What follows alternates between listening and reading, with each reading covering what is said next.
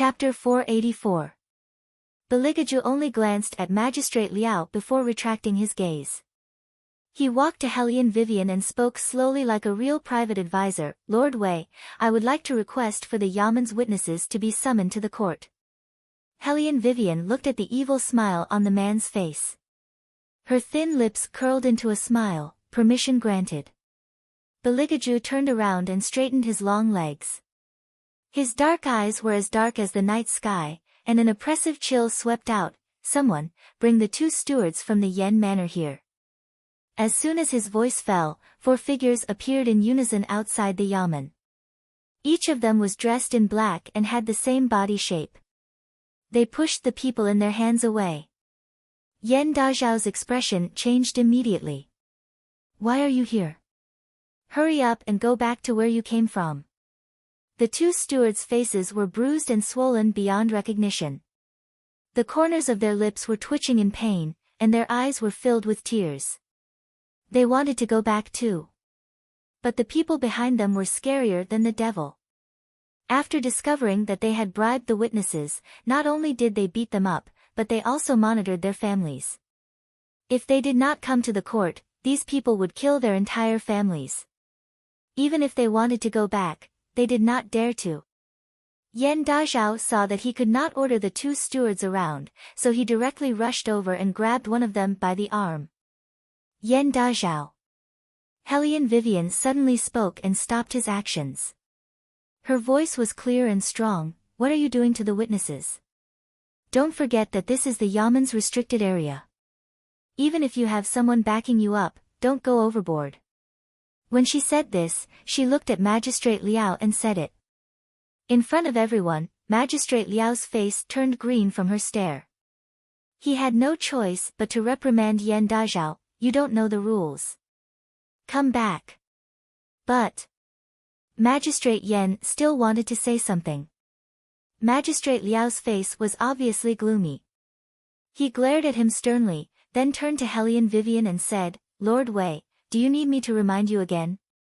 Because of the deep relationship between you and Lu Yin, you are not suitable to continue investigating this case.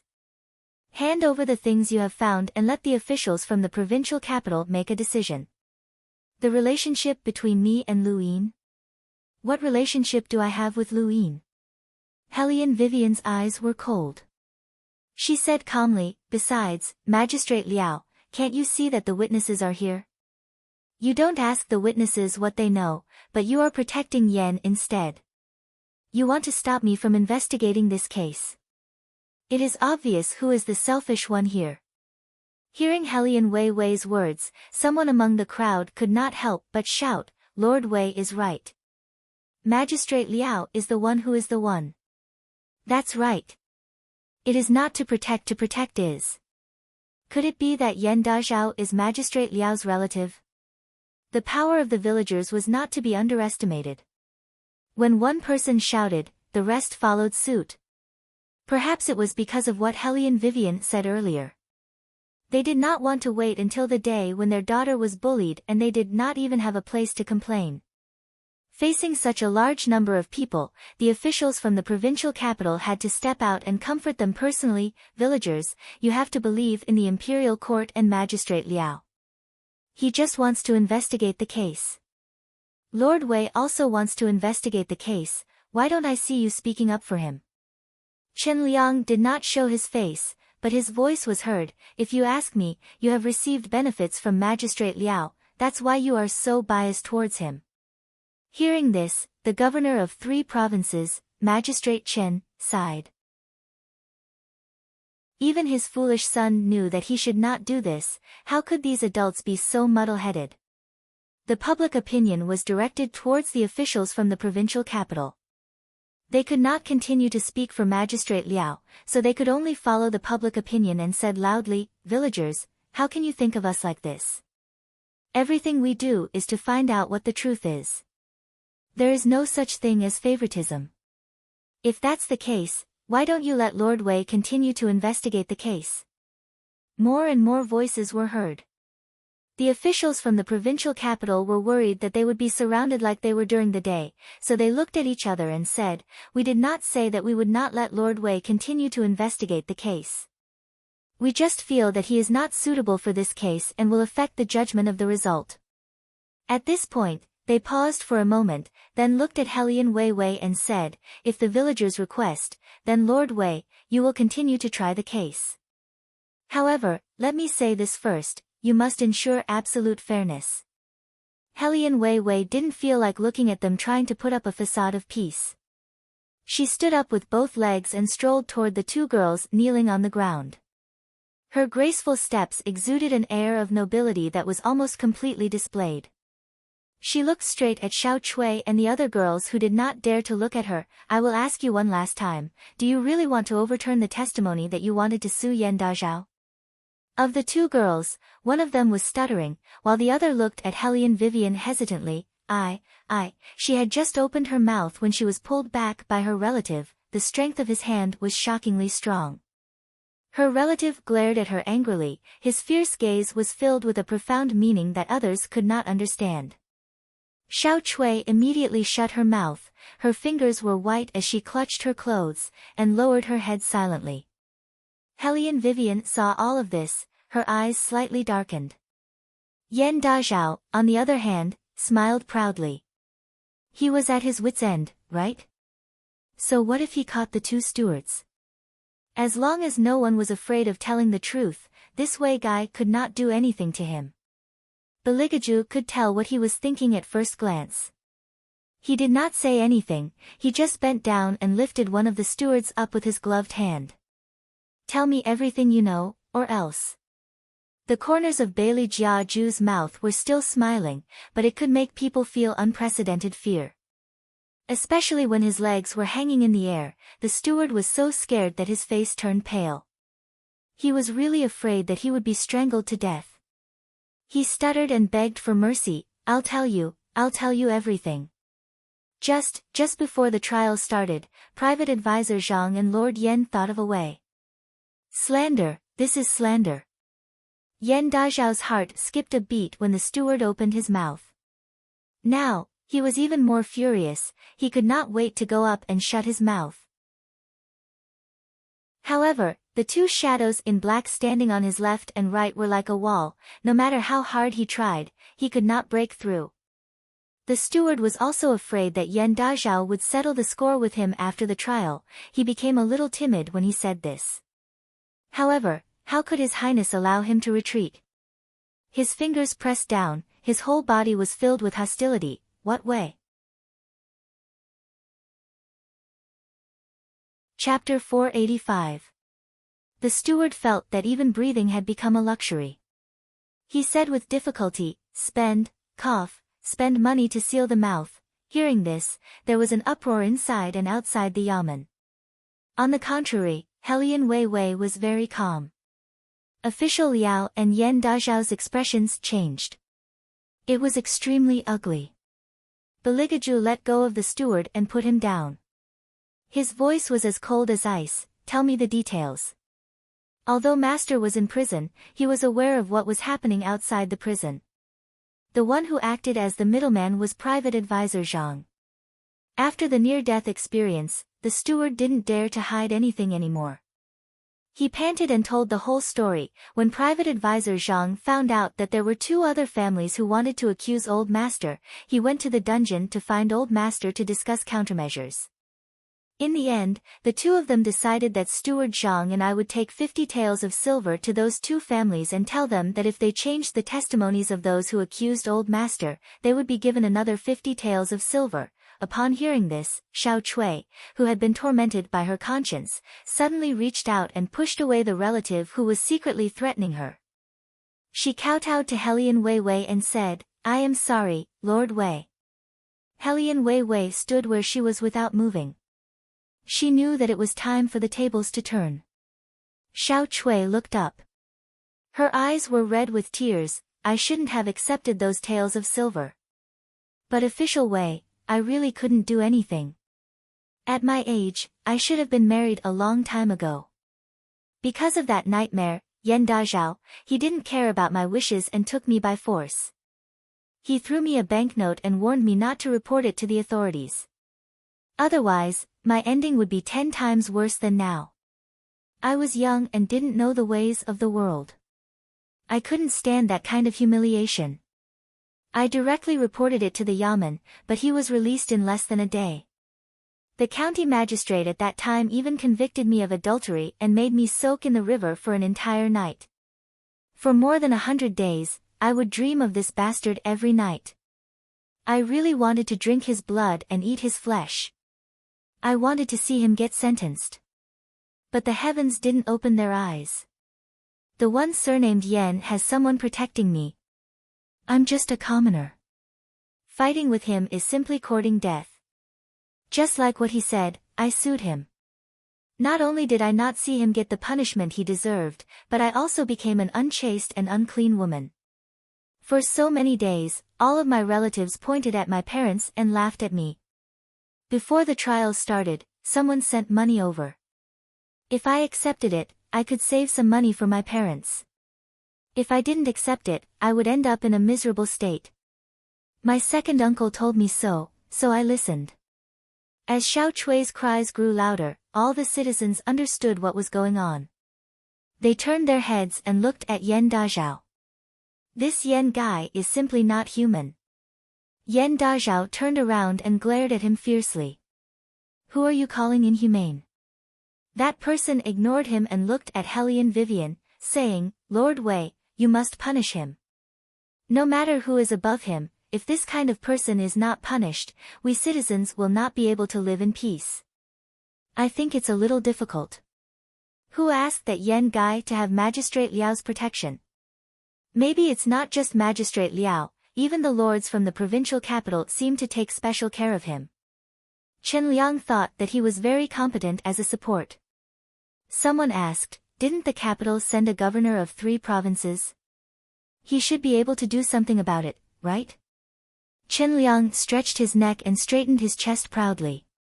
He was just about to praise his father. He heard the crowd's reply.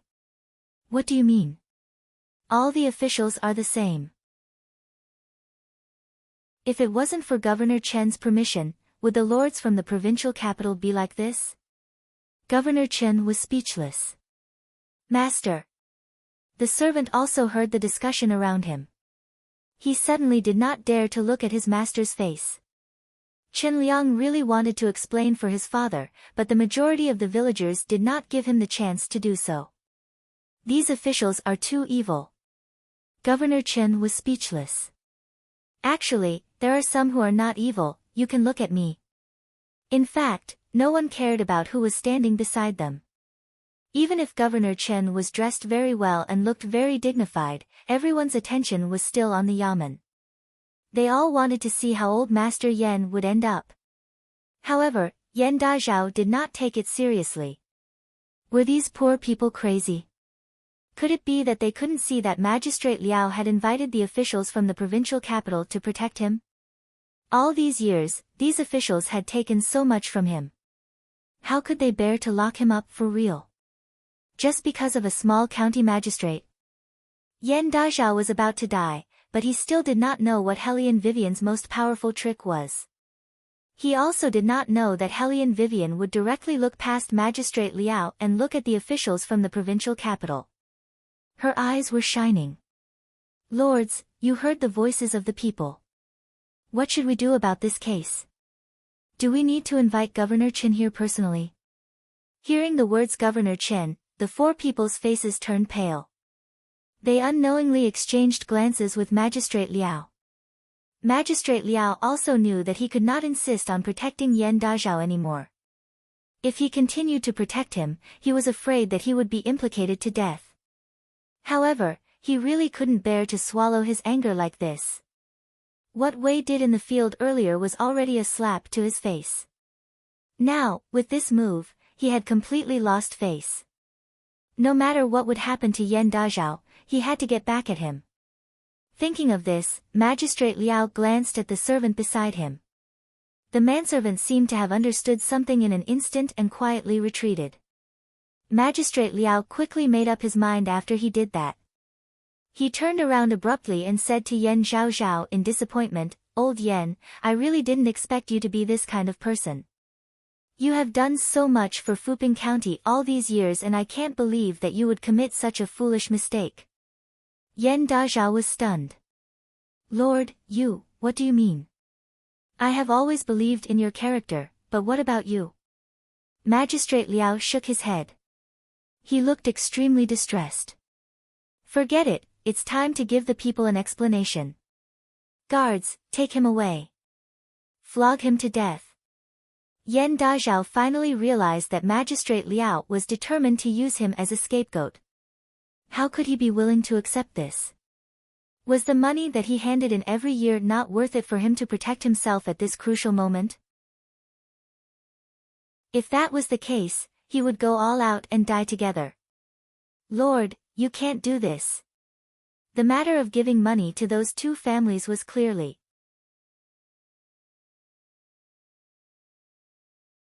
Chapter 486. Ugh! Before Yan Dazhao could finish his sentence, he was brutally punched by the guard brought by Magistrate Liao. The guard was a water-class martial artist. With one punch, Yan Dazhao's front teeth were broken. Every time he opened his mouth, blood would flow out. He ended up in a terrible state. When Hellion Vivian wanted to ask something, the other party could no longer speak. One could imagine how ruthless Magistrate Liao was. The case was finally reversed. Yan Dazhao's crime became a fact. He also tasted the feeling of being pushed around by everyone. No one spoke up for him. He lay there on the ground, and when he was almost half dead, the guard dragged him away. Lu Rin and Old Man Lu were very emotional. Especially Lu Rin. She finally got rid of the strange gazes. When she looked at Hellion Vivian again, her eyes were filled with tears. As for the other two women, they were crying out loud. After so long, they finally got to vent their grievances. As long as Yan Dazhao was not convicted, they would always live under the shadow of that incident. Not only were they hurt, but they would also be pointed at and called indecent by everyone. At that moment, Xiao Chui could not describe what she was feeling. She could only cry loudly and grab Lu Rin's hand. Finally, someone can punish him. Finally. A simple sentence contained too much pain and hatred. Xiao Chui's second uncle was not as happy. He pursed his lips and looked at Magistrate Liao. "Lord Liao, look. Old Master Yan promised to give us the other half of the silver, how dare they mention the silver in front of him?" Magistrate Liao could not wait to kill these stupid villagers. Not only were they greedy for money, they did not know how to look at the situation. "My fellow countrymen," Magistrate Liao said in a cold voice, "do you know that it was because you gave false testimony for Yan Dazhao that we almost misjudged the case? Men, take this unruly citizen away and give him 20 strokes of the plank." Flogged? The person was dumbfounded. He followed this little bastard to the yamen for the silver. Why did he not get the silver in the end and have to be flogged? "Milord." The pale-faced man was anxious and wanted to say something, but the guards who dragged Yan Dazhao away just now had already lifted him up. Two yamen runners on his left and right stretched out their hands to hold him down. Not long after, the sound of planks being struck could be heard in the imperial court. Hearing this, everyone felt a little heartache. However, Magistrate Liao shifted all his resentment towards Hellion Vivian to the farmer who shouldn't have stood up at this time. Give him a good beating. If anyone dares to give false testimony in the future, give him 20 strokes of the plank first. This will teach him a lesson and prevent him from affecting the investigation of the case. Magistrate Liao was obviously trying to push the blame of the wrongful judgment onto the commoners. According to him, the wrongful judgment of this case had nothing to do with the officials shielding the commoners. It was all because there were witnesses. Lord Liao's subordinates are really fast. Hellion Wei Wei's voice was very calm, no emotion could be detected from her voice. She did not stop Magistrate Liao either. People who gave false testimony should be punished, especially people like him, who knew that giving false testimony would harm others but still appeared in court for the sake of getting money. He deserved to be punished even more. However, this didn't mean that the officials weren't responsible at all, especially the mastermind with the surname Liao. However, some people in this world were always more shameless than one could imagine. Magistrate Liao said righteously, "There's nothing much to say when dealing with people like this." Hellion Vivian looked at Magistrate Liao's acting mockingly. She twirled her fingers and a cold smile appeared on her face. "If that's the case, Lord Liao, shouldn't you explain what Yan Dazhao said at the end?" According to what he said to the fellow villager who gave false testimony, it was Lord Liao's idea to give the witness the silver. As soon as she said this, the commoners who were listening to the trial all looked at Magistrate Liao. The situation of the officials from the provincial capital had also become somewhat unsightly. Magistrate Liao narrowed his eyes dangerously and said with a gloomy voice, "Lord Wei, you can't simply say things like slandering others. The two stewards who are kneeling on the ground are from the Yan manor and not from the Liao manor. It's not good to put all the blame on me." "Lord Liao, are you not admitting to it?" Hellion Vivian smiled, "It's okay, he's not dead yet. Private Advisor Long, please bring the villager here again." Bailey Jia Ju devilishly curved his thin lips. Just as he took a step forward, two bodyguards blocked in front of him. Hellion Vivian's eyes suddenly turned cold. The governor of 3 provinces, Lord Chen, felt that he had to leave. Otherwise, no one would be able to clean up the mess. Unexpectedly, at this moment, an ear-piercing voice came from the outside, reporting to my lord. "I want to sue County Magistrate Wei of Fuping County."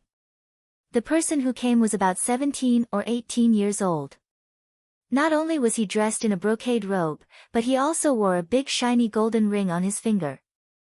Who else could it be other than Master Liao from his arrogant and ostentatious appearance? He exchanged glances with Magistrate Liao as soon as he came in. Magistrate Liao nodded at him discreetly. The corners of his mouth were slightly curled into a sinister smile. It was obvious that he was targeting Hellion Vivian. Hellion Vivian raised her eyes and exchanged glances with Beligaju. She could not tell whether the man was happy or angry from his deep black eyes. The few officials from the provincial capital reacted strongly when they saw Master Liao. They subconsciously looked at Magistrate Liao. In fact, the reason why Magistrate Liao was able to do so well was mainly because of his son. Master Liao was the only nephew of the elder in the capital city. It could be said that the elder doted on him very much. It was said that the elder had the intention to pass on his position to his nephew. It could be said that all the power over there would most likely fall into Master Liao's hands one day. That was why the officials in the provincial capital behaved in such a manner. One of the officials who relied on the Hellion family stood up directly and said with a smile, "Second young master, why are you here?" Hellion Vivian raised her eyebrows when she heard the way he addressed her. The corners of her mouth curled into a playful smile. When Yuan Ming heard these words, it was rare for him to appear. His tone carried an evil smile. "Woman, I think you might as well reveal your identity as a man. This group of officials are simply bastards who only recognize power. In a moment, who knows how they will gang up to frame you. I am very clear about the tricks of humans." Hellion Vivian tilted her head and thought about it. She seemed to be thinking about Yuan Ming's words. Master Liao walked toward Hellion Vivian with his head held high. His posture was full of arrogance. "I want to sue the county magistrate of Fuping County, Wei Wei."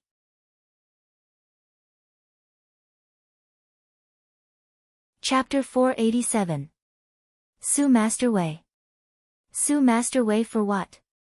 The onlookers looked at each other and were confused about the situation. However, they were worried. It was obvious that Master Liao was more powerful than Yan Dazhao. Nothing bad will happen to Lord Wei, right? Lu Yin looked at Hellion Vivian anxiously. Hellion Vivian had a mocking look on her face. "You want to sue me?" "That's right. Young Master Liao narrowed his eyes. Not only did you not apologize to me when you bumped into me, but you also casually injured my guards and detained all of them. You don't deserve to be an official with this kind of abuse of power. Chen Liang's face darkened when he heard this. He knew very well what was going on at that time. At that time, this little bastard surnamed Liao admitted his mistake without any hesitation. Now that I'm not here, he dares to bully my boss. Compared to Chen Liang's anger, Hellion Vivian laughed. Oh. Then what do you think I should do to continue being an official and compensate you for your clothes? Can you afford to compensate for my clothes? Master Liao was much more arrogant than Magistrate Liao. Look at how shabby you are, I know what kind of background you have. Open your eyes and look at the clothes I'm wearing. Even if you have a lifetime of salary, you might not be able to afford one of them. Governor Chen almost flipped the table when he heard this. This Master Liao was so fearless because he had someone backing him up. He could kill him with just one of the things in Her Highness' bedroom. He was still arguing about a piece of clothing. I don't know if I should admire his stupidity or laugh at his naivety. The father and son had the same thought. However, Chen Liang's reaction was more obvious. He gritted his teeth. This Liao guy is really asking for a beating. If we don't beat him up, he'll play tricks here. The little seventh prince snorted. He dares to compare who's richer with third brother and third sister-in-law? Is this person's brain not fully developed? Master Liao was completely unaware of the evaluation of him by the people outside. He was very rich and overbearing. Furthermore, how are we going to settle the matter of you beating up my guards? You want to get rid of me with a little bit of silver? Dream on. Then, what do you want? Bailey Jia Ju unhurriedly tidied up his sleeves and slowly raised his eyes. Little Baldy lowered his tone. Just watch, third brother is going to use his big move. Chen Liang blinked. What big move? How would I know? I'm not third brother. Little seventh prince held the meat bun in his mouth and glanced at Chen Liang. Step back. Third sister-in-law said that I can't let you out. Chen Liang, why did the word release sound so weird when the little seventh prince said it? Meanwhile, in the yamen, young Master Liao, who was about to die, did not realize that he was going to be unlucky. He raised his nose to the sky and said arrogantly, apologize in public and compensate me with 1 or 200 taels of silver. 1 or 200 taels of silver. Hellion Wei Wei sized him up and said sarcastically, like father, like son. Master Liao really has the guts to open his mouth. Yuan Ming was not idle either. He yawned lazily and said, woman, he's obviously trying to cheat you of your money. Hellion Vivian communicated with Yuan Ming using her consciousness. Her tone was neither fast nor slow. That depends on whether he has the life to take it. Yuan Ming stopped talking after hearing that. He only smiled evilly and floated behind Hellion Vivian, waiting to watch a good show. Young Master Liao naturally could not hear their conversation. He was still arrogant. I dared to speak because I have the capital. I didn't want to come here at first, but Lord Wei, you've gone too far. Not only did you abuse your power to capture my men, but you're also questioning my father. What right do you have? A few officials in the provincial capital finally found an excuse. They looked at Hellion Vivian disapprovingly. Lord Wei, you're in the wrong. You must apologize. Apologize? Hellion Vivian sneered.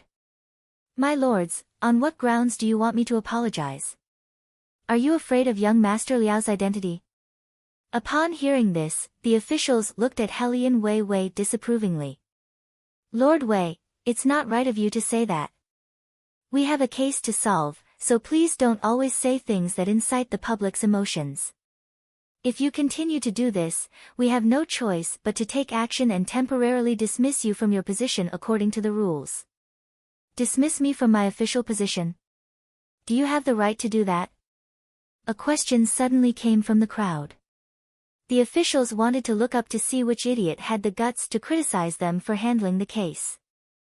In the end, when they looked back, they were so shocked that they were tongue-tied.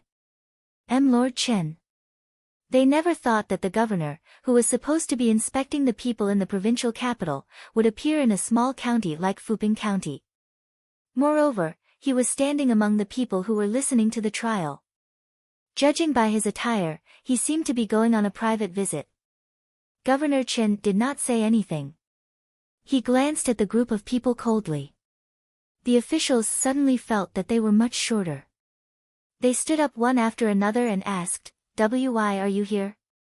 Governor Chen thought to himself, "If I don't show up, you'll take away the Princess Consort's official position.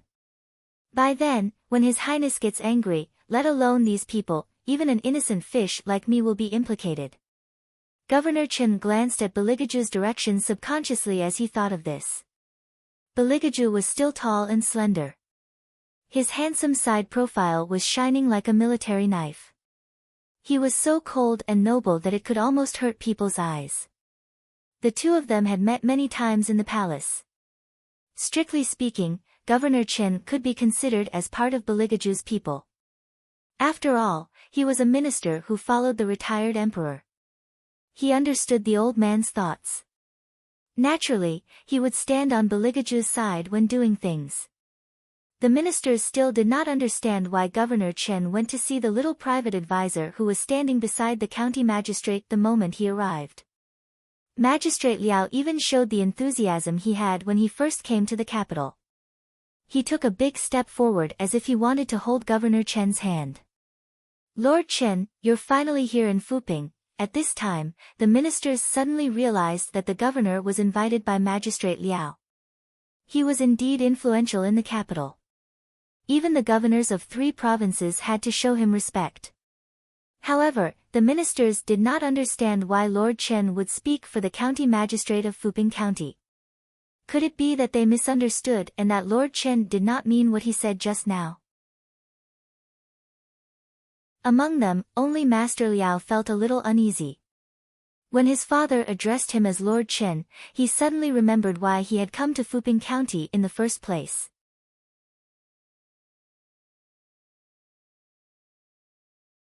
Chapter 488.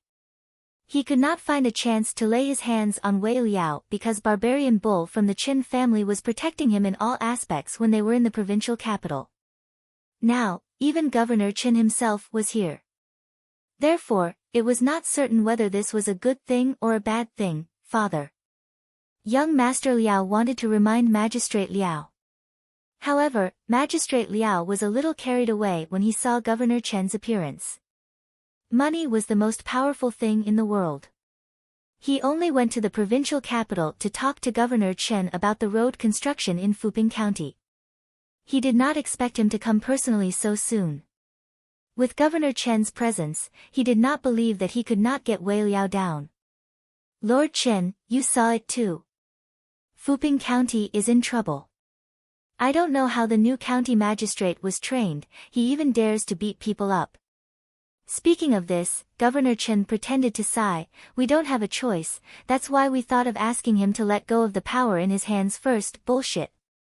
Since his father was here, Qin Liang decided to jump in as well. "You've been slandering my boss since the beginning." Young Master Liao saw that Qin Liang was here too. He was so shocked that his face turned pale. He reached out to grab Magistrate Liao's sleeve. However, Magistrate Liao did not see his son's action. He sneered, "Young man, don't speak without thinking." Apart from Magistrate Liao, all the officials present had seen Qin Liang before and knew his identity.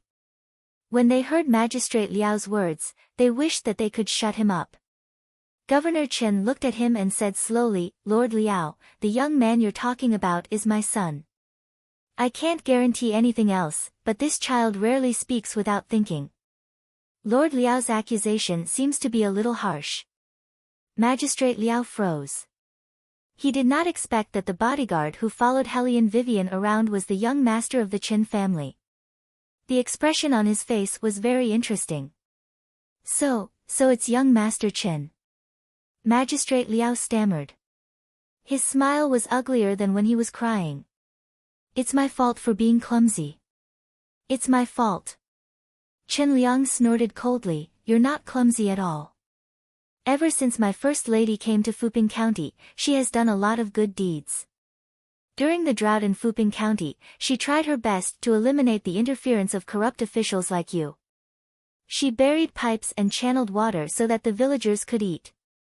Not only did you spread rumors about her, you even incited the people to criticize her.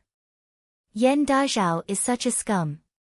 If it wasn't for boss, would you have helped Miss Lu and the others? You only know how to take money. You will help whoever gives you more money." "Chen, young Master Chen, you can't say that.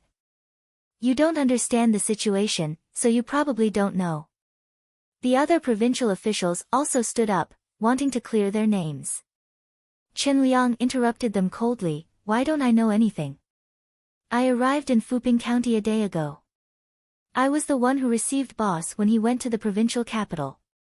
I saw everything that happened in Fuping County within a day. If it wasn't for boss forbidding me to come out, I would have already beaten all of you up, a bunch of corrupt officials." "A day ago? Didn't that mean he arrived in Fuping County earlier than them?" The few officials from the provincial capital froze. Then, they slowly looked in the direction of Hellion Vivian. Since he already had the support of the governor's son, why didn't he ask young Master Chen to come out sooner? If he had come earlier, they would not have made such a mistake.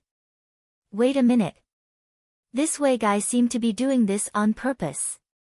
Gradually, the officials realized that they seemed to have fallen into a trap that had been set up long ago. The other party had been waiting for this moment, waiting for all of them to fall into the trap. Only then would he make his move and wipe them out. The officials suddenly felt a chill down their spines. It was a fear that came from the bottom of their hearts. Initially, they thought that he was just a lowly county magistrate with no background. They thought that they could get some tributes by simply messing around with him. Now that they thought about it carefully, they had been passive in every step they took ever since they arrived in Fuping County. No matter what they did or said, they were just walking into the other party's trap. They regretted listening to Magistrate Liao's words and coming to Fuping County out of greed. What made them even more regretful was that they went against this Wei guy. They had never heard of such a person in the officialdom. He was so meticulous that anyone who dared to challenge him would die. If such a person had appeared before, someone would have tried to rope him in. However, they were sure that this Wei guy was a new face. Because of this, they let their guard down and fell deeper into the trap. Hellion Vivian touched the bridge of her nose. She knew what the officials were thinking by looking at their expressions. They must have thought of her as a scourge. However, they did not know that she was not the one who dealt with the officialdom. It was also not her idea to stop Chen Liang from coming out. She had always been good at beating people up directly. However, the royal family was different. They were very insidious. Hellion Vivian secretly glanced at her private advisor when she thought of this. Beligaju naturally noticed her gaze. When no one was paying attention, he moved his sleeves slightly and held her hand that was hanging by one side. He smiled evilly. "What's wrong? Do you have any orders, sir?" "No." Hellion Vivian quickly shook off his hand. She thought that if this scene was seen by others, they would definitely think that they were gay. This time, Bailey Jiaju actually didn't care about her restlessness. On the contrary, he felt that the way her pair of cheeks slightly puffed up was extremely similar to a little squirrel asking for food. His voice became indifferent. "Bear with it for a while.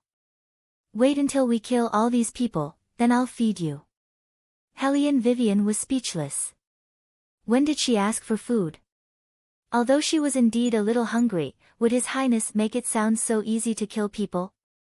Magistrate Liao did not know that there was still a big move, so he hurriedly explained to Chen Liang, "Young Master Chen, this is all a misunderstanding, this is all a misunderstanding. When Lord Wei buried the pipe to divert the water, we really didn't know that the river could go higher. We thought that Lord Wei was just imagining things, so we explained everything clearly later on.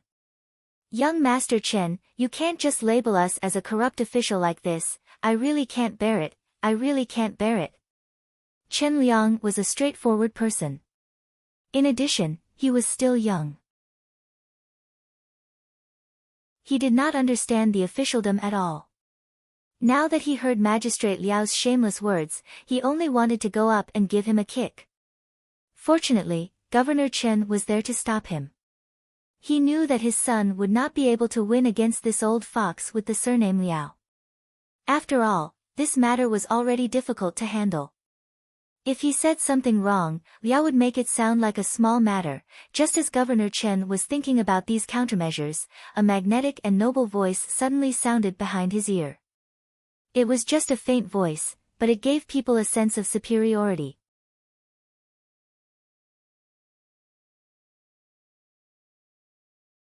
Chapter 489. The Ministry of Official Personnel Affairs of the Imperial Court has a rule every year that the salary of the officials is determined according to their official position. Beligaju said with a faint smile, but no one could feel the warmth in his voice. Magistrate Liao, you are just a small magistrate. How can you let your son wear a brocade coat that costs more than 100 taels? Magistrate Liao's fingers paused and he wanted to put on airs. Private Advisor Long, I am talking to Qin Xiaoye, not you. What do you think this is? Answer my question. Bailey Jia Ju's voice was cold and hard as he interrupted his words. His pair of eyes emitted a chill that could almost freeze a person's skin. At that moment, Magistrate Liao felt a fear that he had never felt before. Governor Chen observed Beligaju's expression. He finally had an accurate guess. His Highness did not want to reveal his identity, so he had to control his emotions. It was important to guess the thoughts of the superior. Governor Chen tried his best to act natural in front of Beligaju. At least, he did not want to reveal anything. Liao, do you know who you are talking to? Chen Liang could not hold back anymore. He wanted to lift Magistrate Liao up. Governor Chen pulled him back and said calmly, Lord Liao, in the Imperial Court, when the advisor asks questions, it's best that you answer in full detail. Magistrate Liao had to give an explanation since the governor of 3 provinces asked him personally. He tried his best to put on a smile on his face. Magistrate Chen, you know that I am not talented. I like to do business to support my family. Moreover, this child's uncle has always doted on him, so he sends all the good things to him. He pushed all the things related to him away with just one sentence. Bailey Jia Ju curled his thin lips and said, Magistrate Liao said that it was a gift, but according to my investigation, Magistrate Liao sent the disaster relief funds to his private account on the first day after he received them from Fuping County. The clothes that Master Liao is wearing right now were also bought with those silvers. How can this be considered a gift? What disaster relief funds? I don't know what you are talking about. When Magistrate Liao said this, it was obvious that he was guilty. His eyes darted left and right, but his heart was filled with shock. He thought that he had done it secretly, but how did the other party find out? Beligaju smiled. You don't know. It seems that Magistrate Liao wants me to help you remember. Although there was a smile on his lips, his expression was so cold that it made Magistrate Liao feel uneasy.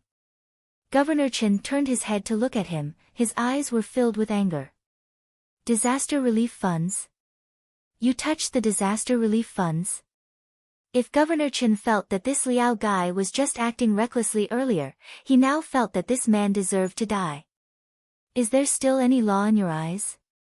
Governor Chen was born as a general.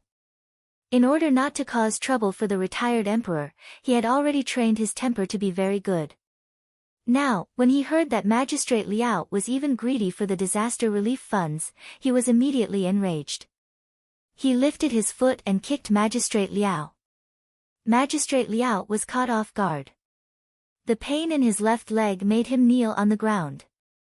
Master Liao extended his arms and stood in front of Magistrate Liao. He said to Governor Chen, Lord Chen, let's talk things over, let's talk things over. Talk things over, my foot.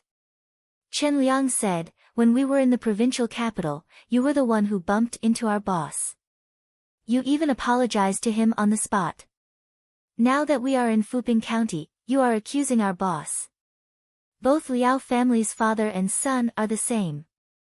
Both of you are pests who harm the people. Beating you up is considered a light punishment. You are full of lies and hypocrites. The crowd was furious when they heard what he said. You want a reward after bumping into someone? This is the first time I've seen such a shameless person. It's all because Lord Wei is clean and has no background. He is easy to bully. Look at those officials from the provincial capital, they are protecting Master Liao so well. They are obviously working together to frame Lord Wei and put him in prison. These people can actually become the parental officials. Is the heavens blind? Good people are killed because of them. We must give Lord Wei an explanation for this. That's right. We must give Lord Wei an explanation. Inspector Governor. Lu Yin spoke from the crowd. I heard that you were ordered by the retired emperor to seek justice for the people. Now, not only are there people who are taking bribes and bending the law, they even want to murder an honest official. There are so many of them. Do you know how to deal with them? Do you think you can give us an explanation? Not only did the Liao family's father and son turn pale, but the 4 officials from the provincial capital also turned pale when they heard what she said. They tried to explain themselves in a panic. Lord Chen. They thought that even though Lord Chen was the inspector governor of 3 provinces, he could not punish all of them at once. He had to weigh the various positions of the officials. If he went overboard, the higher-ups would definitely be dissatisfied. However, they did not expect him to arrest all of them with a single order. Inspector Governor Chen, aren't you afraid of falling out with us? One of the officials shouted in a low voice, how can you arrest us so brazenly? The elders won't agree to it. However, what the officials did not expect was that this time, Inspector Governor Chen did not even care about the elders. He only said 3 simple words, arrest them. At that moment, all the officials were more or less dumbfounded. Even the elder's name was no longer useful. Who exactly gave Inspector Governor Chen such great support? The officials could not figure it out. Young Master Liao, on the other hand, simply turned hostile. Chen, I'm flattering you so humbly because I'm giving you face. How dare you lock me up? Just you wait. They had never seen such an arrogant person. Almost all the people heard young Master Liao's threat at the end. Magistrate Liao was the calmest among them. The moment his hands were handcuffed, he still had his own plan in mind. As long as they didn't commit the crime of murder, the higher-ups wouldn't just watch them die like this. It would be the same even if the other party was the inspector governor of 3 provinces. No matter how powerful the inspector governor of 3 provinces was, could he be more powerful than the 4 great elders in the capital city? Wei was only relying on Chen's support. When they were sent to the capital, there would still be room for negotiation. When the time came, he would like to see who would be the real winner. The other 4 officials thought so too. That was why when they entered the prison, they began to remotely command their subordinates to carry out various activities. They asked them to send the money that should be sent, so that they could teach Hellion Vivian and the rest a lesson when they returned to the capital.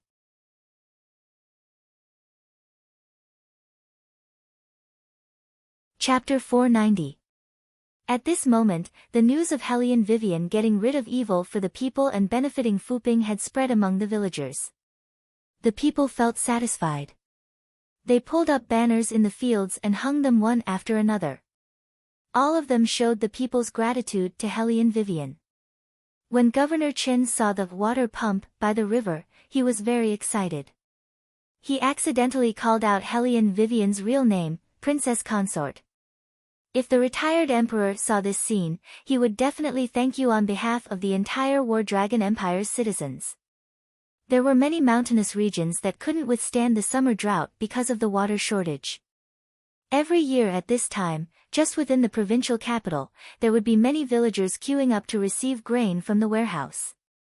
In the future, with this thing made by Princess Consort, the people won't have to worry about water anymore. Bang! The watermelon that Lu Rin was carrying fell to the ground heavily. It broke into 5 or 6 pieces and interrupted the conversation between Governor Chen and Hellion Vivian.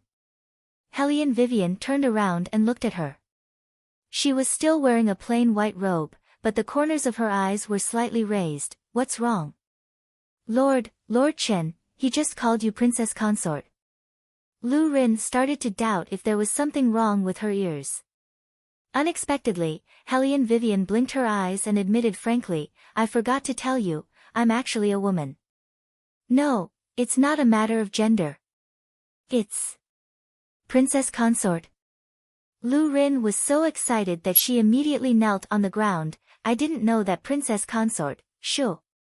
Hellion Vivian put her finger in between her thin lips and pulled her up. I deliberately disguised myself this time because I don't want people to know. Lu Rin was still a little confused, but she was smart enough to keep quiet at this time. No wonder Governor Chen didn't feel like he was in a high position when he faced Lord Wei.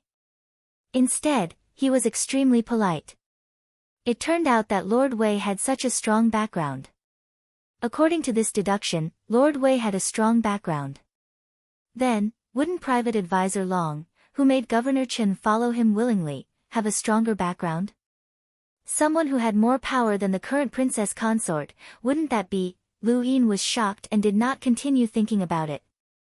On the other side, Beligaju reached out and saved the carrier pigeon from the little one. Looking at the note that he plucked from the pigeon, his eyes slowly turned cold. What's wrong? Hellion Vivian naturally saw his emotional fluctuations. Beligaju handed over the note in his hand and said indifferently, the snake has begun to enter the cave. We should also move. Hellion Vivian raised her eyebrows and looked at the contents of the note. The corners of her mouth faintly carried a mocking smile. These officials were really dishonest. Even after entering prison, they still had so many disobedient thoughts. Could it be that they didn't know that as an official, the more important it was at this time, the more they should cut off contact with the people above them? If that was the case, there might still be a chance of survival. However, they had chosen the most foolish way to ask for help from the higher-ups. This was no different from courting death. Hellion Vivian curved her thin lips. Have you made the arrangements in Fuping County? Yes, the biggest problem in Fuping County is the drought. Now that this problem has been solved, the real county magistrate will be here in 3 days. You don't have to worry, the new county magistrate is one of my people. He will do everything well. Beligaju's voice was as noble as usual. It always had the power to convince people. Hellion Vivian thought about it and also felt that it was time to move up. Although Fuping County was good, there were more important things in the capital city that she needed to do. It had been 5 days since Beligaju and Hellion Vivian left the palace. During these 5 days, the stewards of the Hellion family had openly and secretly taken away a lot of the wealth that originally belonged to the Hellion clan. Some of them were very careful. Some people were brazenly planning to wait until a few days later to discuss and directly vote Hellion Wei out of the competition. They thought that Hellion Vivian would not have any chance of winning the title, but they did not know that the name, official Wei Qing, had already spread to the neighboring provincial cities that were only a hillside away from the capital city. Hellion Vivian had a lot of things to do before she left, so she summoned the 2 county magistrates who were left after the corruption crackdown and told them that she was leaving. The 2 county magistrates originally thought that Fuping County had a good official and that they would finally have peace. Who would have thought that they would receive such a piece of news? Is it because those people are too powerful? Has Lord Wei's official career been affected? One of the county magistrates asked worriedly. Hellion Vivian smiled and shook her head. Instead of being affected, it's better to say that I'm being promoted. I'm going to be transferred to the higher-ups. So soon? The county magistrates could not believe it. Lord Wei had only been in Fuping County for a few days. Was she going to be promoted again? This did not make sense, did it not? No matter how good she was, someone would have to report it to the higher-ups. Hellion Vivian realized that she could not fool them, so she simply said, I used some connections from my family. The county magistrates were shocked when they heard that. They had always thought that Lord Wei did not have any background. After all, Magistrate Liao had already investigated everything that he could. If Lord Wei really had a background, it was impossible that Magistrate Liao did not find out. Moreover, judging from the behavior of the officials from the provincial cities, they did not have any scruples and were obviously trying to pull Lord Wei down. All of these indicated that Lord Wei was a person with no background. But now, Lord Wei actually told them personally that he used some connections from his family. What kind of connections did his family have that allowed him to be promoted from a lowly county magistrate to the top? Not to mention that it only took him 6 days. Even Magistrate Liao, who had such a huge network in the capital city, did not find out Lord Wei's true identity. Lord Wei must have lied to them because he did not want them to worry. The county magistrates looked at each other and looked at Hellion Vivian with hesitation. Lord Wei, if you have any difficulties, you can tell us. Hellion Vivian knew that they were wrong when she heard what they said. However, this mistake saved her the trouble of explaining further. She smiled and nodded. Then, she told the 2 county magistrates about how the neighboring counties should develop together. The 2 county magistrates listened attentively, as if they were learning from her rare experience. When the water pump was developed, these people were completely convinced by Hellion Vivian, not to mention the things that she was imparting to them now. Of course, it was more useful. Hellion Vivian did not tell anyone when she left. Governor Chen left a day earlier than them because he had to escort the ministers to the prison for trial.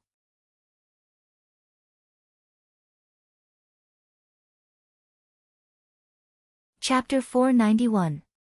Beligaju had chosen to set off in the wee hours of the morning. The sky had just turned bright. Hellion Vivian was still yawning, her pair of beautiful eyes drooping. She only wanted to continue sleeping in the carriage. Little 7th Prince, on the other hand, was very energetic.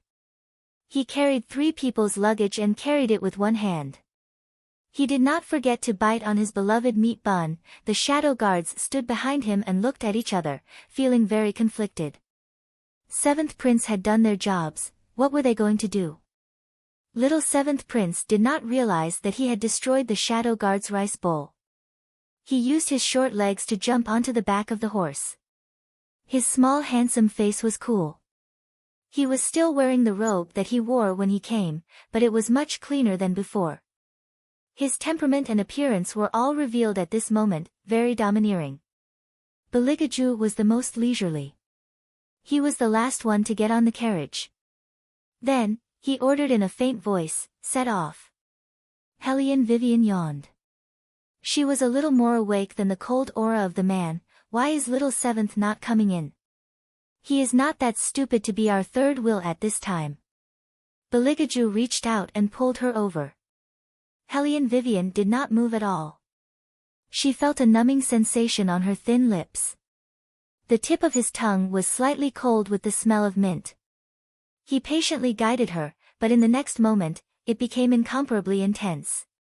She was carried up by Beligaju and placed on the black carpet. His palms moved around her body and stroked her back forcefully, lifting her up. The tip of his tongue moved even more wantonly. Hellion Vivian knew that he was using this method to tell her that he would do anything to have her. Hellion Vivian thought of the burning sensation on her back when she woke up in the morning. Suddenly, she could not control her heartbeat. With one hand on Beligaju's chest, her voice was a little breathless. "Hey, if you want to be intimate, you have to look at the situation first, right? This situation is not good." Beligaju touched her waist evilly. "No one will disturb you. Don't you like to sleep in the carriage?" The sleep she liked was clearly a name, so why did it become a verb when it came out of his mouth? Hellion Vivian's lips were bright, and her eyes were clear. She pushed him away firmly. Beligaju did not force her. He had always liked to throw himself into someone else's arms. "I haven't had breakfast yet. I'm a little hungry." "Why aren't you eating breakfast again?" When Hellion Vivian heard this, she immediately turned around and began to rummage through the snacks hidden in the carriage. Then, she took a piece and gave it to Beligaju. Bailey Bijou smiled and opened his thin lips.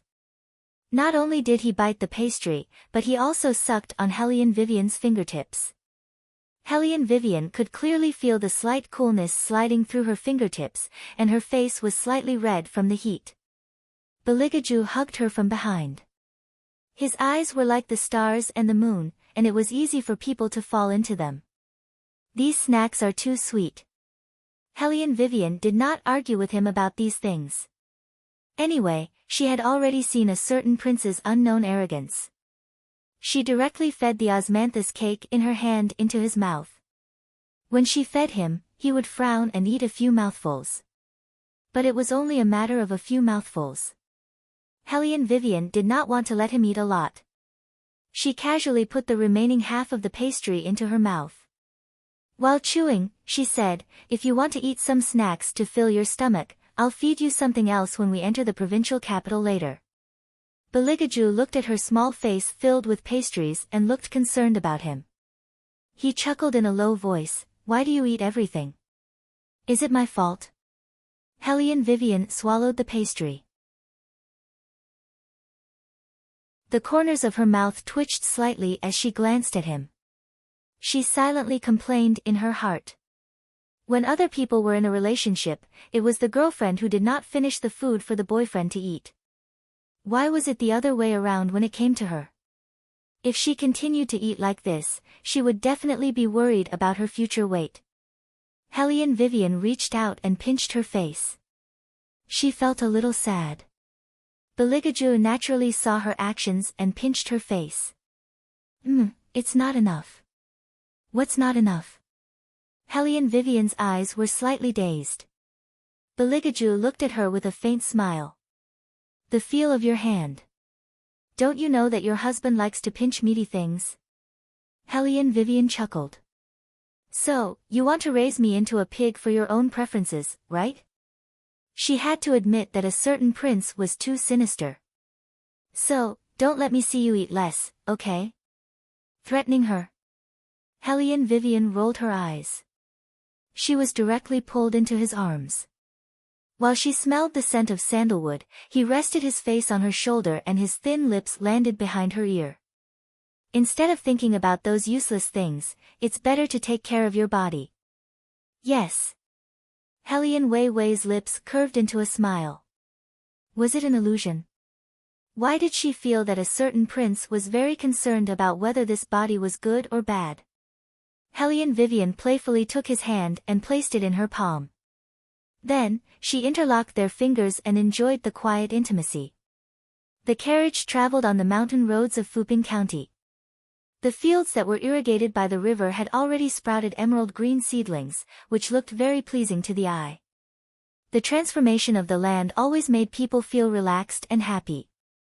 The air was filled with the pleasant smell of water. Everything seemed very beautiful. At this moment, the carriage suddenly came to a stop. Hellion Vivian and Beligaju looked at each other and stretched out their hands to lift the curtain of the carriage. In the fields in front of the carriage, there were countless people standing orderly. They were even afraid of blocking Hellion Vivian's footsteps, so they chose to stand quietly and silently send off their hero, Lord Wei, in their hearts. These people were all farmers. Perhaps, they were often called stupid by others. There were also many scumbags among them who were greedy for money. However, most of them lived in the poorest areas, but there were still people who were kind.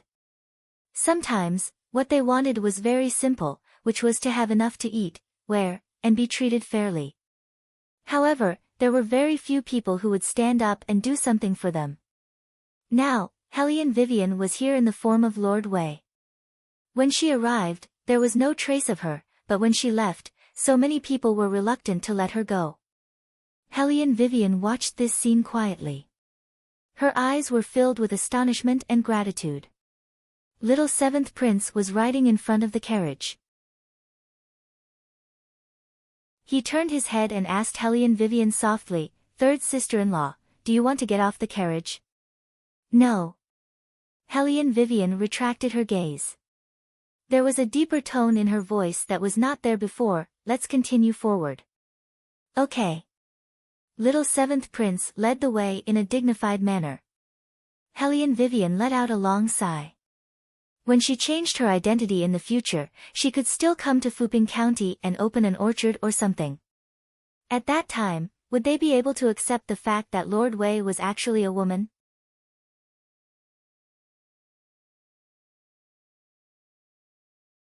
Chapter 492. Third elder brother, are we going back to the capital city directly? The little seventh prince looked back with a meat bun in his mouth when no one was around. Beligaju supported his face with his slender fingers. He seemed to be thinking about something. We still have a lot of time. Let's go to the provincial capital first. Provincial capital? Hellion Vivian was intrigued. What identity are we using this time? Beligaju smiled mischievously. Lord Wei has done so many good deeds for the people. It's normal for him to be promoted as the prefect of the provincial capital. The little seventh prince looked at his third elder brother's smile and felt his scalp go numb. But, there should be a lot of good food in the provincial capital. The little seventh prince's expression became very serious when he thought of this. He looked very reliable with a serious expression on his little tiger face and his eyes looking straight ahead. The shadows looked at each other. Why is the seventh prince so serious all of a sudden? Maybe he's moved by the people. One of the shadows sniffled. Our little master has finally grown up. It was undeniable that there was always a gap between imagination and reality. This was because the little one's next sentence was, go ahead and ask around in the provincial capital. I want to know which restaurant has good food. The shadow's mouths twitched. He had been racking his brains just now, and this was what he was thinking about. Hellion Vivian listened to the conversation outside and chuckled softly. She thought about the little one's request along the way and found a restaurant that looked good. The temperature in the provincial capital was good.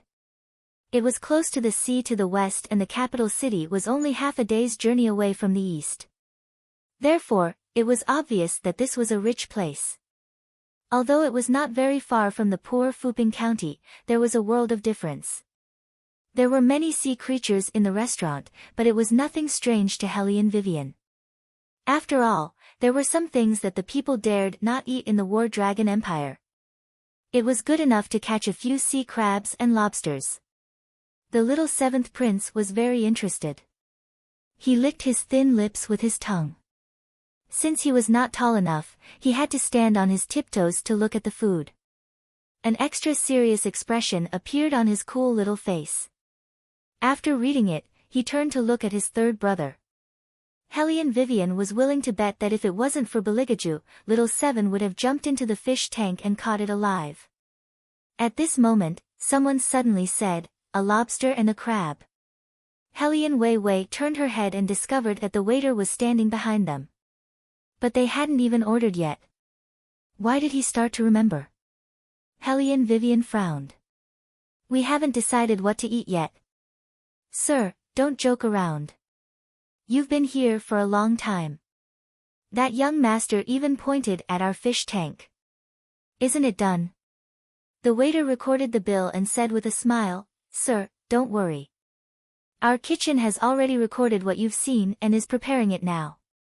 It will be ready soon. You should find a place to sit down first. Little seventh prince looked at him fiercely. I was just pointing. I didn't ask anyone to serve the dishes. Young master.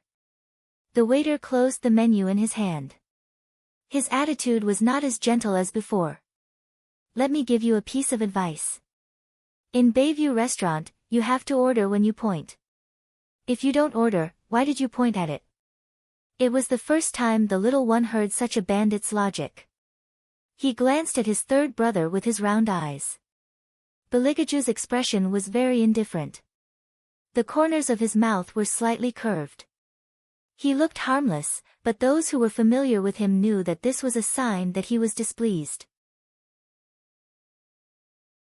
Hellion Vivian narrowed her eyes and looked at the waiter who was holding his chin up arrogantly.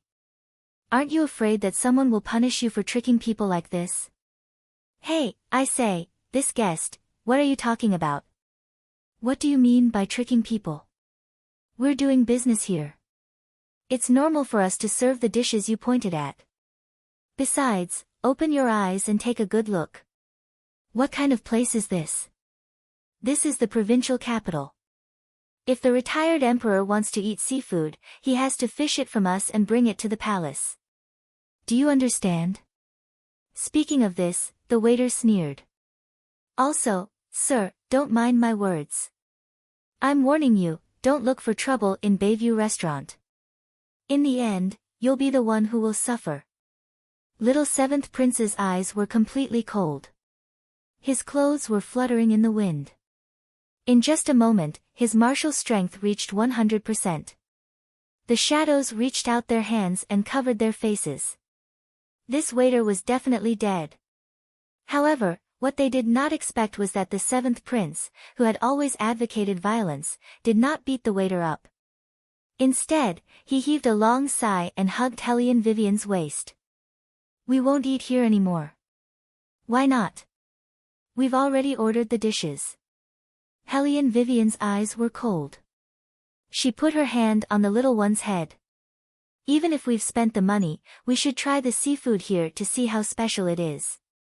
Little Seventh Prince lowered his voice. Grandpa doesn't like seafood.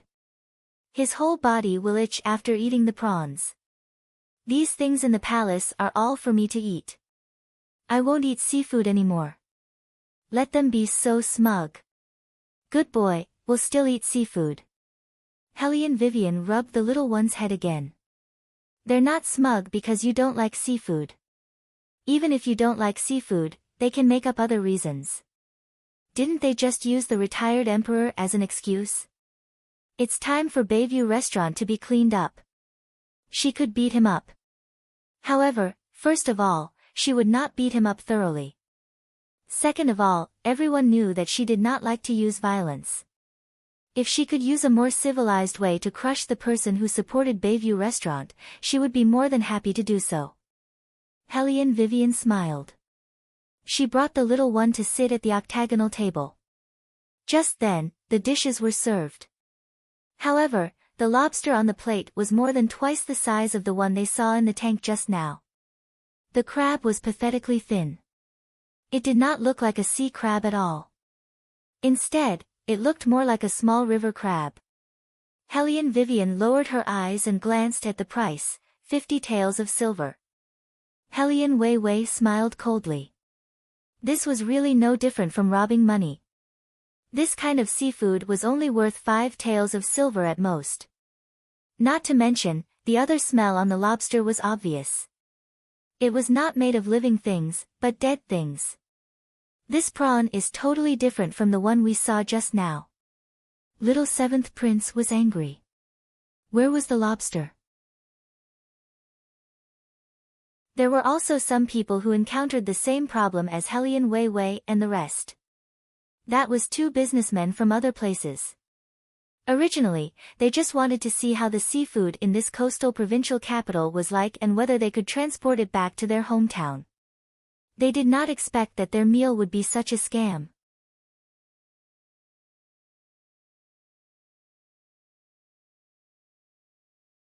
Chapter 493. Hellion Vivian had observed that none of the people eating here were locals. Most of them were foreigners. While they were eating, 3 or 4 people came and wanted to smash the restaurant in front of the waiter. However, the merchants all believed in one principle, and that was, if they went out, they would try their best not to cause any trouble if they could. Although they were angry, they had to finish the dishes they ordered. Otherwise, it would be a waste of money. It was not worth it. Selling seafood like this is daylight robbery.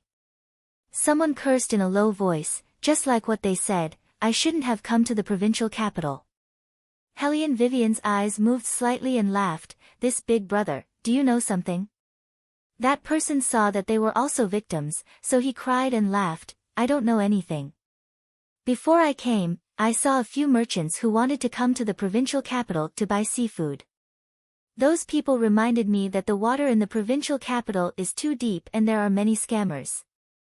It's better not to come here. I thought that since this is the coastal area closest to the capital, how much scammers can they scam us? The palace is just over a mountain, so they can't go too far. But who would have thought that we were just standing at the door and looking at the fish tank and were forced to order so many dishes? Every dish here is so expensive. You saw it too. They charged us more than 40 taels for just a few small shrimps. We only brought 100 taels with us. This is just the beginning, because we spent more than half of our money on just one meal. It's a scam. Is there no one above to take care of this? Hellion Vivian asked. That person shook his head. How can this be taken care of? There must be someone behind this who dares to open a restaurant like this. Hee, before I came, I heard some news and thought that I wouldn't be scammed. I was careful in everything and asked for the price of every dish in advance. Who would have thought that the dishes were not what I saw? Alright, let's not talk about it anymore. We can't afford the seafood anymore. Let's go back. Another person stood up with a dispirited expression on his face. That person said to Hellion Wei, brother, we'll take our leave first.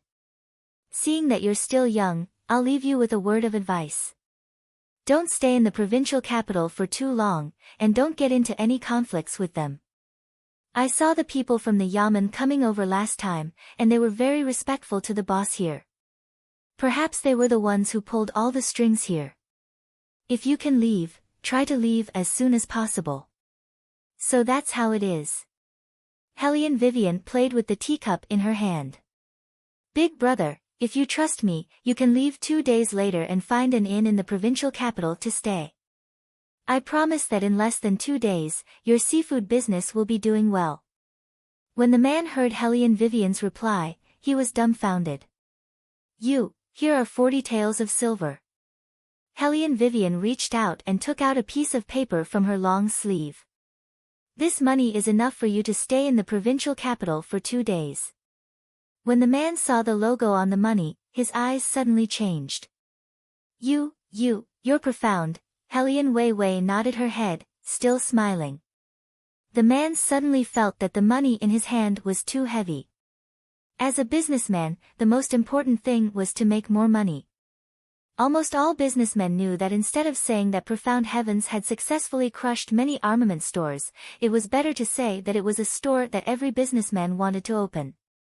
As long as there was a place with a lot of people, Profound Heavens would definitely appear. Moreover, the armament stores inside were highly sought after. To be able to reach this point, they simply couldn't imagine how powerful the people inside were, let alone seeing the internal staff inside. Then what are you in charge of in Profound Heaven? The man's eyes lit up. He wanted to sit down and continue to chat with Hellion Vivian. Can I meet your boss? The other man was also excited, but he still retained some sense. He's so young, how can he be qualified to meet the boss? That's true. The man sighed in disappointment. Hellion Vivian touched the bridge of her nose. It was really hard to say. In fact, she was the boss. Since the little brother from Profound Heaven gave us this sentence, then we'll wait. That person returned the banknotes, but there's no need for these banknotes. We are doing business, and we learn from our mistakes. Today's matter will be a lesson learned. But you, little brother, should be more cautious. Hellion Vivian nodded and watched the 2 businessmen leave the restaurant. Her eyes revealed a trace of coldness. This group of people really know how to play. In fact, if it was any other time, Hellion Vivian wouldn't be so angry. This time, it was because the other party had hurt Xiaoqi. Their Xiaoqi was such a simple foodie. Although he had perfectly inherited the unique black-bellied royal family's characteristic, he was still a child. The rules of the adults were enough to make people feel disgusted. Now, they even used the fact that the higher-ups liked to eat seafood to make money in the provincial capital. Oh, did they really think that no one would dare to touch them? Go and tell Governor Chen to gather all the officials in the provincial capital. Just say that there's a new official in the provincial capital. Beligaju, who hadn't spoken a word from beginning to end, put down the bamboo chopsticks in his hand. Every movement of his carried an extraordinary elegance. As he spoke, he met the little one's round eyes. "How many times have I told you, if you meet someone who bullies you, what should you do? Beat them back." Little seventh prince said very domineeringly. The shadows trembled. "Here it comes again. Master's incorrect teaching method. Your Highness, please don't say any more. If you continue, when the seventh prince beats someone up, the retired emperor will punish them in the end." The shadows looked at Beligaju with tears in their eyes. They hoped that His Highness would be merciful this time. However, they still underestimated Beligaju's way of doing things. "That's in the palace." Beligaju took a sip of tea leisurely.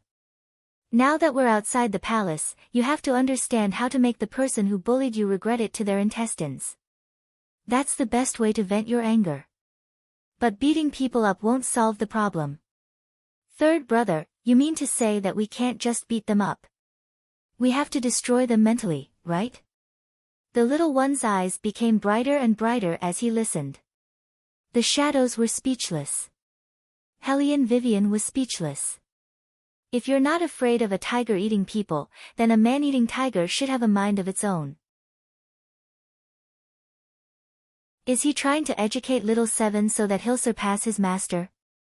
Little Seven is quite pitiful to meet such a troublesome third brother. Little Bald Head didn't feel pitiful at all. He said coldly, "How dare he use Imperial Grandfather's name to do bad things? I must destroy him."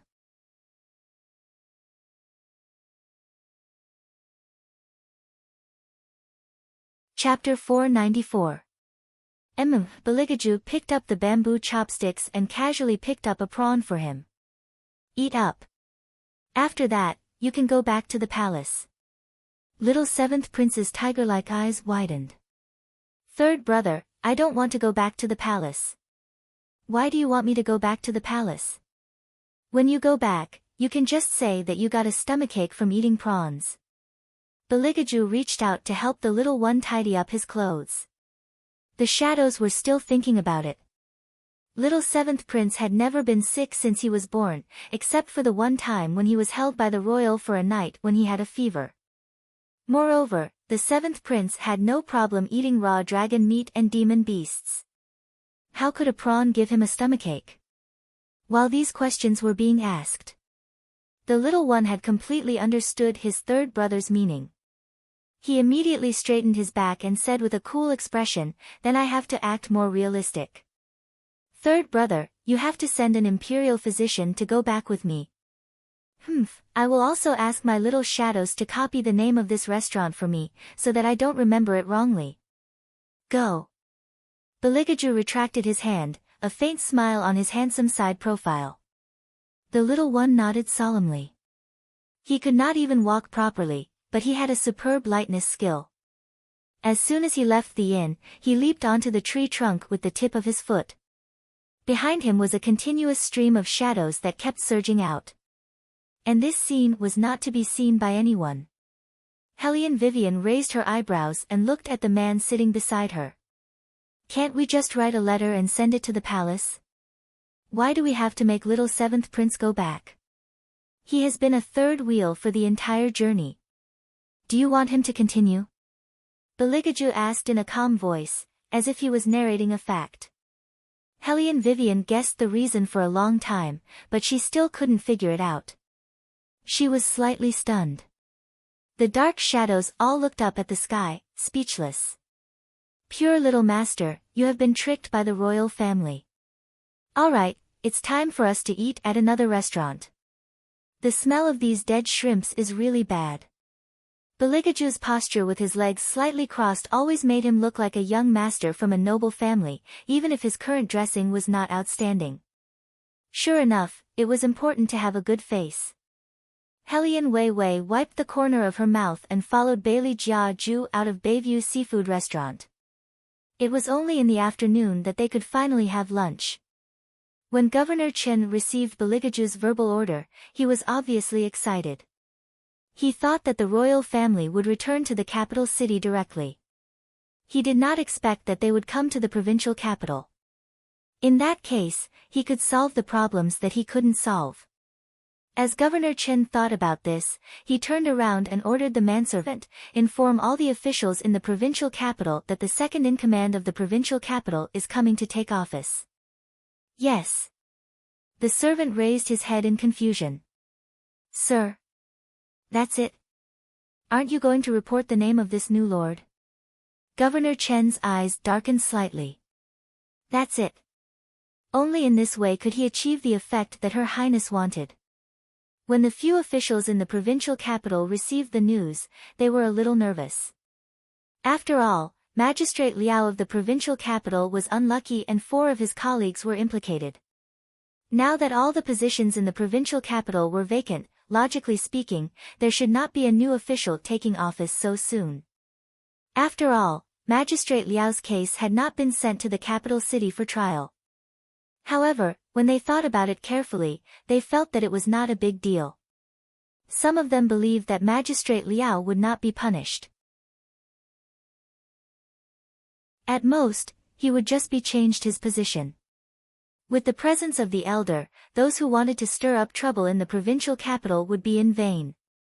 For example, the one with the surname Chen thought that he was nothing when he came to the capital city even though he was the governor of 3 provinces. Now, the most important thing was to see if this new official could be roped in. The officials had their own plans. After arriving at the magistrate's mansion, they waited for less than half an incense stick's worth of time before they saw a carriage slowly approaching. There were no bailiffs, but 2 black-clothed guards with sabers on each side of the carriage, as if they were protecting it.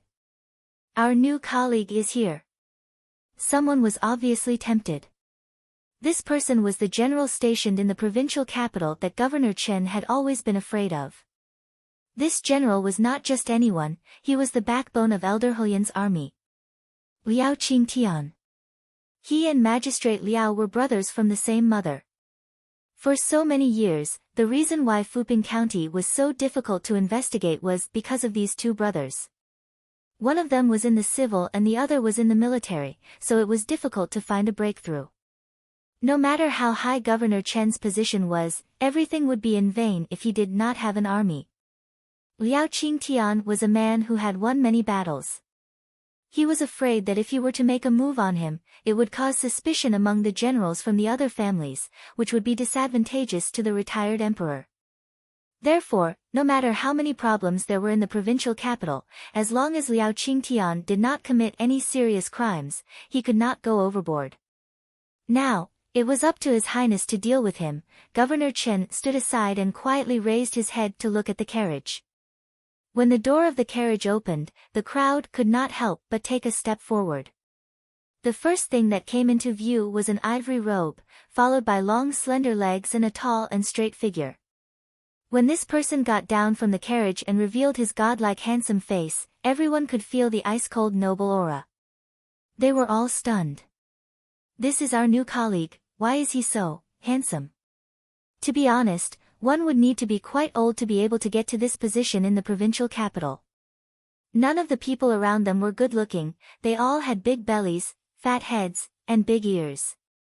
This new colleague was so handsome that it was a little unreal. Moreover, he was too young.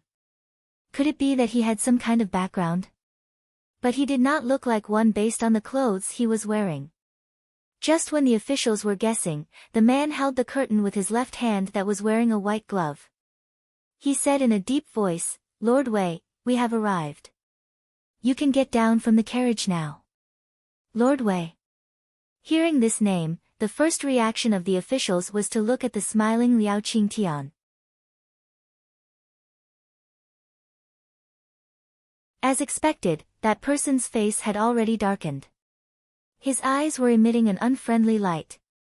At this moment, Hellion Vivian had already walked out. Her slightly tanned face appeared in front of the crowd as soon as her feet touched the ground. She was very ugly. "Greetings, lords. It's the first time we meet.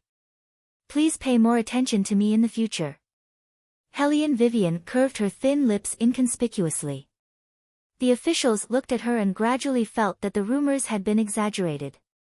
How capable could a young man who was not even 18 years old be? It had been exaggerated to the point that he did not look like a real person. They reckoned that with Governor Chen's help and Magistrate Liao's carelessness, they were fooled. Such a person would not be able to achieve much in political affairs. When the time came, they would still be the ones in charge of the provincial capital.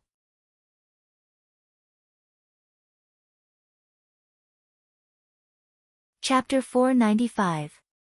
Liao Qingtian's eyes dimmed, but soon, a smile appeared on his face. Governor Chen was more worried for Hellion Vivian when he saw his expression. If Liao Qingtian showed his anger, it might be easier to deal with him. The most taboo in the official field was to show a smiling tiger. Because no one knew if he would stab you in the back while he was smiling. Liao Qingtian pretended to be friendly and extended his hand. We've heard a lot about Lord Wei's great achievements. It's our honor to have you here in the provincial capital. Hellion Vivian looked at Liao Qingtian in front of her. Her first reaction was to observe his attire. He was a general, but he had a say in the civil officials. She could see how ambitious this general was. Hellion Vivian smiled. It's my first time here, and I've just entered the official field. May I know who you are? This is General Liao. Governor Chen walked over and emphasized the word Liao. Hellion Vivian immediately understood something, but she still greeted him politely. General Liao, I've heard a lot about you.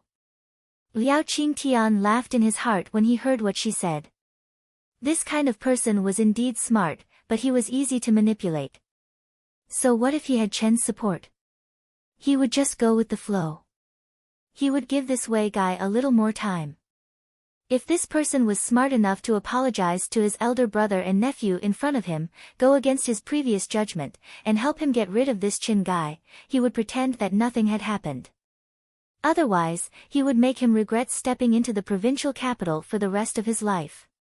However, looking at Wei's appearance, he would not be able to do anything. Since Lord Wei is here, let's have a good meal together. Liao Qingtian's sense of loyalty was in line with his image as a general. Let's go to Bayview Seafood Restaurant. Hellion Vivian smirked when she heard the words Bayview Seafood Restaurant. She said meaningfully, that's a good place. I didn't expect Lord Wei to have heard of the Bayview Seafood Restaurant in the provincial capital. It seems that the seafood in the provincial capital is doing well. Liao Qingtian stroked his beard and looked proud. Many officials chimed in and bragged about the restaurant. It was not difficult to figure out who the real boss of Bayview Seafood Restaurant was. Liao Qingtian took the lead and walked forward through the exclusive passageway of Bayview Seafood Restaurant. The people who came to receive them were different, so they did not know Hellion Vivian. When Liao Qingtian saw Hellion Vivian for the first time, he had already thought of a countermeasure. It was said that children from the countryside were simple and honest. However, many people did not know that sometimes, these children could not resist the temptation of the outside world. Looking at Wei's shabby dressing, Liao Qingtian could imagine that this person had not seen much of the world. After eating the lobster and abalone later, he would let him experience the feeling of being a rich person. Perhaps he would be able to settle this matter. However, just when Liao Qingtian finished his thought, Hellion Vivian smiled and said after all the officials had sat down, seeing that General Liao is so familiar with the people in Bayview Seafood Restaurant, I'm sure you can answer a question in my mind. Liao Qingtian thought to himself that this poor kid must have never seen how lobster looked like. He wanted to ask about the dishes on the table, so the smile on his face became more obvious. Little Wei, what's the matter? Just tell me directly. It's nothing. Hellion Vivian said casually, everyone knows that I'm a poor scholar. I just took up the post, so I don't have much savings. Upon hearing this, all the officials showed a smile that said, we knew it. There was a slight disdain between their eyebrows, but they comforted her. Lord Wei, don't say that. A hero's background is not important. No matter where you come from, all of us know what you've done for the people. Governor Chen was the only one who coughed softly when he heard Hellion Vivian say that she was poor. Not to mention the 10 boxes of gold that the extremely wealthy third prince gave as a betrothal gift before the wedding. Just looking at the income of Wei Zhe world, the princess consort would probably count the silvers until her hands went numb. If such a person said that she was poor, wouldn't it mean that they could not even compare to a beggar? Governor Chen glanced at Hellion Vivian silently and sighed in his heart. Hellion Vivian naturally knew what he meant, but it did not affect the speed of her speech. She spoke slowly and coolly. Actually, I arrived at the provincial capital at noon. I wanted to have a meal before going to the yamen, but I didn't expect that I would spend more than half of my life savings. I just want to ask General Liao, why are the seafood in Bayview Seafood Restaurant so expensive? It's more than 10 times more expensive than what the fishermen sell. The few officials were stunned when they heard this. They never thought that someone would dare to ask this question. This was something that everyone was well aware of and couldn't be exposed. Otherwise. The crowd held their teacups and glanced at Liao Qingtian secretly. Sure enough, his smiling face froze. Hellion Vivian acted as if she did not see Liao Qingtian's expression at all. She gestured with her hands. Moreover, the prawns served are not the same as those in the fish tank. The small ones are a scam. You have never encountered such a situation before. No, no. The rest of the people were well aware of the twists and turns in the story. They wondered why they had encountered such a situation. They were officials, after all. Bayview Seafood Restaurant was indeed a scammer, but they would never scam the officials. They understood this principle very well. While they were thinking, they subconsciously looked at Liao Qingtian, whose eyes were gloomy. Hellion Weiwei smiled and said, "Then you guys are really lucky. I bumped into them as soon as I arrived at the provincial capital. I wanted to ask someone to do me justice, but I didn't expect that the waiter would tell me bluntly that the Bayview Seafood Restaurant had someone in charge and asked me not to court my own death." Liao Qingtian was listening by the side. He cursed in his heart, what an idiot. He was thinking of striking first to gain the upper hand by dismissing the waiter.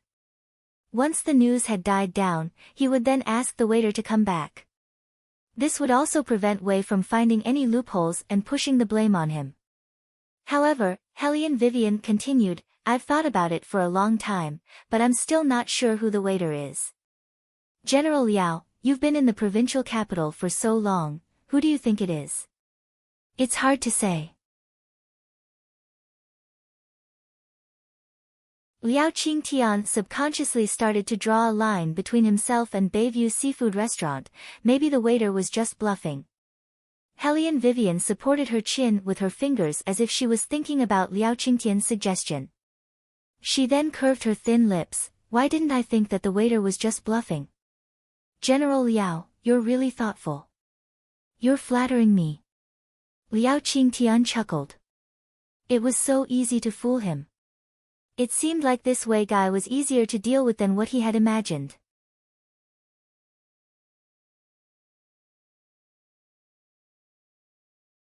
Chapter 496. Hellion Vivian sat up straight. "Since it's a lie, it's slandering our department. In my opinion, this Bayview Seafood Restaurant shouldn't continue to operate. Otherwise, the merchants from other places would really think that this restaurant is under General Liao's protection. Then, it would be hard to explain." "Lord Wei, do you mean that Bayview Seafood Restaurant should be closed down?" Liao Qingtian could no longer put on a smile. He did not expect that Wei Liao had said so much just to pave the way for this sentence. However, Hellion Weiwei smirked and said, "General Liao has just said that the waiter of Bayview Seafood Restaurant is a braggart. Not only does he not follow the rules, but he also cheats people everywhere. Keeping this restaurant will only hinder the development of the provincial capital. I guess Lord Wei still doesn't know the reason why this Bayview Seafood Restaurant was opened." Liao Qingtian sneered, "The sea goods offered to the palace every year are all from Bayview Seafood Restaurant. The retired emperor likes it very much. If Bayview Seafood Restaurant is closed down and the retired emperor blames us, who will bear the responsibility? Hellion Vivian put down the teacup in her hand. If the retired emperor knows that this is a deceiving restaurant, he won't allow it to continue operating, right? Lord Wei, you must have evidence before doing anything, Liao Qingtian said gloomily. It's too early for you to say that it's a deceiving restaurant. Hellion Vivian looked at Liao Qingtian and laughed. Judging from General Liao's behavior, I can't help but suspect that this Bayview seafood restaurant has a close relationship with you. Upon hearing this, Liao Qingtian's expression darkened. He knew that he was once again tricked by Wei Liao. His eyes were dark and heavy. Suddenly, he laughed and raised the wine cup in his hand. Lord Wei, you're so eloquent. No wonder my brother was defeated by you. General Liao, you must be joking. Hellion Vivian was not afraid of his terrifying murderous aura. She stood up calmly and held the cup in her left hand. She said calmly, Magistrate Liao was defeated by his greed. The imperial court spent money to nurture officials, it's not for them to be greedy. It's natural for him to be defeated. Liao Qingtian looked at Hellion Vivian. After a long time, he laughed, good, very good. Since this Wei fellow did not know how to appreciate his kindness and refused a toast only to be forced to drink a forfeit, he would let this person have a taste of the consequences of going against him, Liao Qingtian. The two of them could be considered to have completely declared war. Nothing could be seen on the surface, but waves were surging in the dark. The atmosphere of the meal was very strange. The officials who had originally intended to befriend the newly appointed Hellion Vivian immediately gave up when they saw this scene. After offending General Liao in the provincial capital, there was no need to consider the consequences. Besides, the Bayview seafood restaurant was built under the orders of the elder in the capital. All the rules and regulations were set in advance. Now, Lord Wei actually suggested to close it down. What was the difference between this and seeking death? I didn't expect the Princess Consort to fall out with Liao Qingtian so soon. Governor Chen changed the way he addressed Hellion Vivian when there were only 3 people left. Hellion Vivian sat casually on the wooden chair in the yamen and said casually, I'll be here for less than 2 days. I don't have time to waste with him. Since he dared to cheat me of my money, I'll make him spit it out the same way he cheated me. But this Bayview seafood restaurant. Governor Chen glanced at Beligaju's side profile as he spoke. I'm afraid it's not that easy to close it down. This involves the power of the capital. If we make a big fuss and fail to achieve our goal, all our efforts will be in vain. Beligaju did not say a word. He was holding a scroll from the side of his face, but no emotions could be seen on his face. Governor Chen always knew that His Highness was unpredictable, but now he really wanted to know what was on his mind. This way, he would have a better idea of what to do. Beligaju naturally knew what he was thinking about.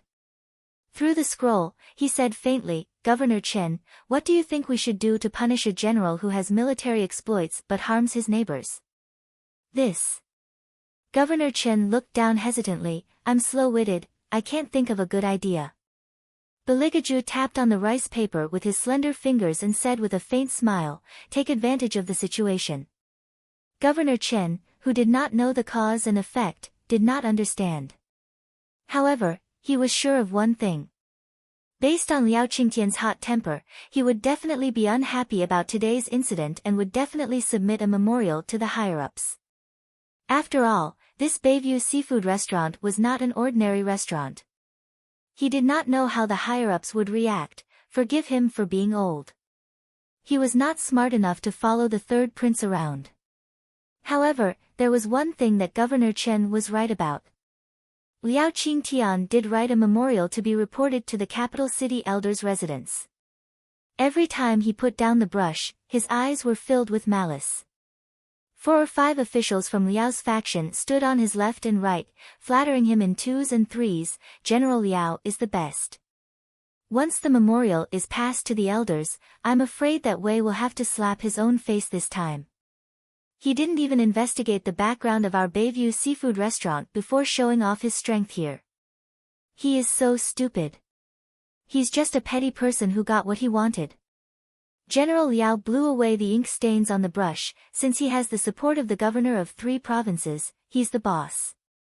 How dare he be so arrogant in front of me? I'd like to see how he's going to run away when the elder arrives.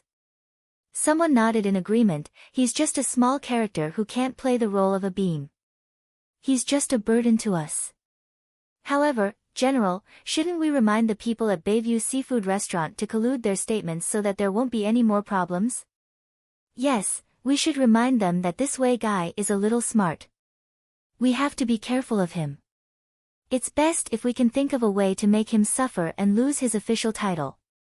This way, we can ask that Chin guy to release my nephew and the rest. General Liao played with the prayer beads in his hand, but he could not suppress the malice that was emanating from him. The other officials looked at each other and said, "This is the provincial capital. That Wei guy is from another city. Although he's staying in the yamen runners in the yamen are all our people. If he wants to know something, someone will report it to him immediately. He has no advantage in this aspect. However, I'm afraid that Lord Liao was careless in the past because of this. We've all heard about what that Wei guy did in Fuping County. He was able to arrest Lord Liao partly because he has the support of Governor Chen and partly because he has a good advisor by his side. As long as we can think of a way to make something happen to this advisor, it'll be enough to give that Wei guy a headache." Advisor? The image of that noble and tall figure who didn't take him seriously appeared in front of General Liao's eyes. He sneered, "Let's do it this way. It's fine that you're so arrogant, but even the advisor accompanying you is so blind. Serves you right."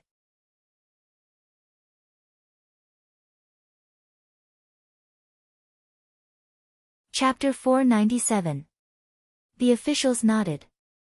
In their hearts, they felt that Wei was overestimating himself. Not to mention that General Liao would not take action. The consequences of the elder receiving the letter were not something that a mere county magistrate like him could bear. Just wait and see. The capital would definitely take action regarding the Bayview Seafood Restaurant incident this time. It was nighttime and the moon was hanging high in the sky. In a mansion in the capital. The elder of the Hellion clan was sitting on the main seat. He was already very old, but due to his pair of cloudy eyes, he did not give off the slightest sense of peace. Instead, those who stared at him for a long time would feel uneasy. The people sitting around him were all stewards within the clan. Each and every one of them had a smile on their faces. There's still less than 5 days' time. I'm afraid Wei Wei doesn't even know the knack for it. After 5 days, the ones who will truly be in charge of the Hellion clan will be us. At that time, we'll still need to ask the elders to choose a reliable clan leader. Don't worry, I already have a candidate in mind. Elder Hellion took a sip of white wine. However, there has been a small problem recently. Some of the stewards were very smart. After hearing Elder Hellion's words, they quickly thought of the case that happened in Fuping County 2 days ago. Elder, are you worried about that county magistrate Wei? He's just a county magistrate from nowhere. Why should I worry about him? Elder Hellion sneered, but he was calm. It's Governor Chen who is backing him up. He was sent by the retired emperor. It would take a lot of effort to deal with him. While the two of them were talking, suddenly, a servant handed over a booklet to him. When Elder Hellion saw the contents of the booklet, the corner of his mouth turned cold. He really thinks he's a big shot and dares to touch anything. He's just a mere county magistrate, but he's really controlling everything. While Elder Hellion was reading the booklet, the people below also took a glance at it. Is he trying to shut down the Bayview Seafood Restaurant? After that, everyone laughed. That little county magistrate is worried that his head is too heavy for him. He even dares to interfere with the Bayview Seafood Restaurant incident. Isn't there still Governor Chen? Elder Hellion folded the booklet leisurely and said, Bayview Seafood Restaurant is an old brand that sells seafood. How many years has it been? It was established even before the retired emperor ascended the throne. Now that they want to shut down Bayview Seafood Restaurant, they must be dreaming. I was just worried about how to deal with that Chin guy. Now, they have given me a good excuse.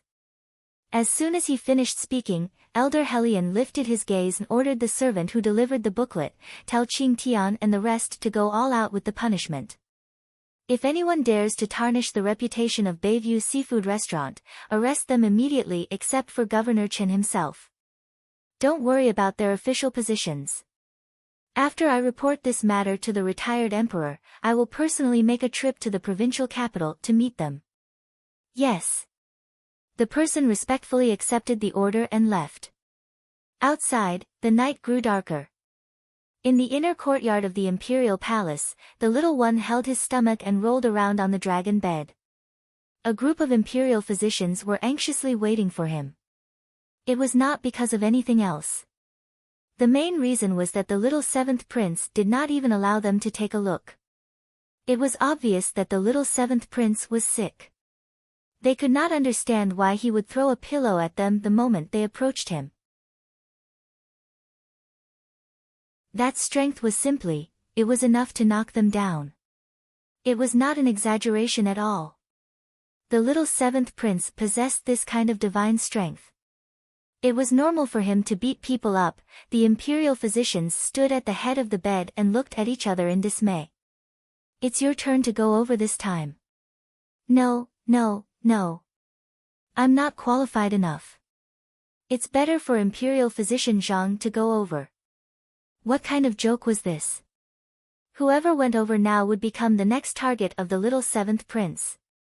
He had just walked a little closer and was still feeling a little dizzy after being hit by the pillow. He really wanted to ask, how many pillows did the little seventh prince hide? Ever since they entered, the little seventh prince had treated them like scourges. He would hit anyone who came close to him. At this rate, they would not even know what the little seventh prince's condition was, let alone checking his pulse. They could not see anything through the screen. Eunuch Sun was very anxious. He had already come to the bedroom and was wandering around outside.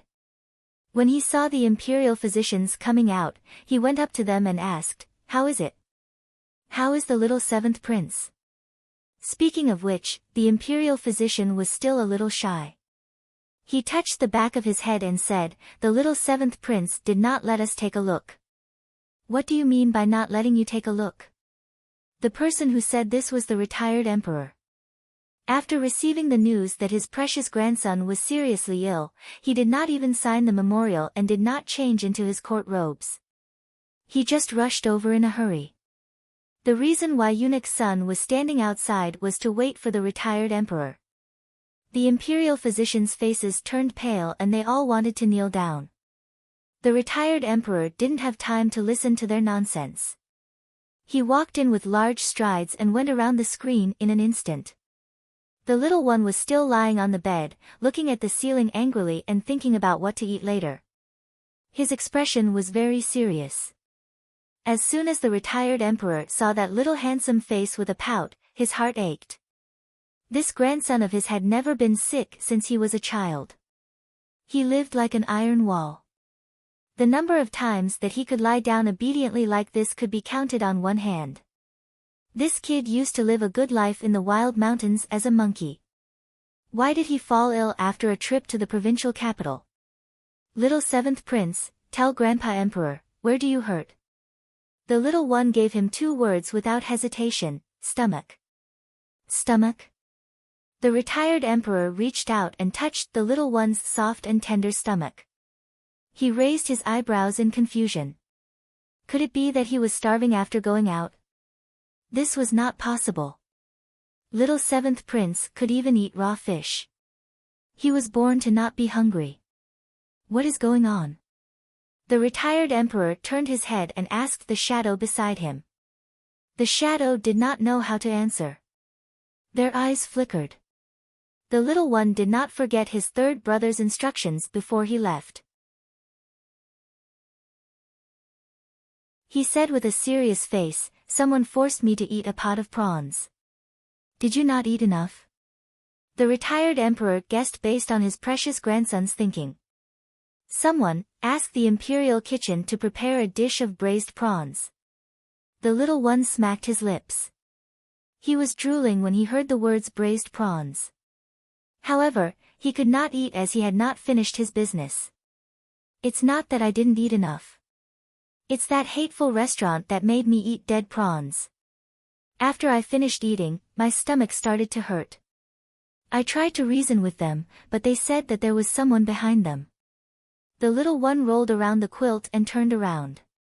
He turned his back to the retired emperor with a melancholy expression. The world has hurt me. I want to be alone. His expression was small. How could such a thing happen? The retired emperor was really angry. He was not the only one who was protective of his son. Their little seventh prince only ate a mouthful of food all his life. He never caused trouble when he went out. How could someone give dead prawns to a child? At the thought of this, the retired emperor turned his head and said coldly, Aning, tell me, where did little seventh prince eat the prawns? Aning lowered his head and said, the Bayview restaurant in the provincial capital.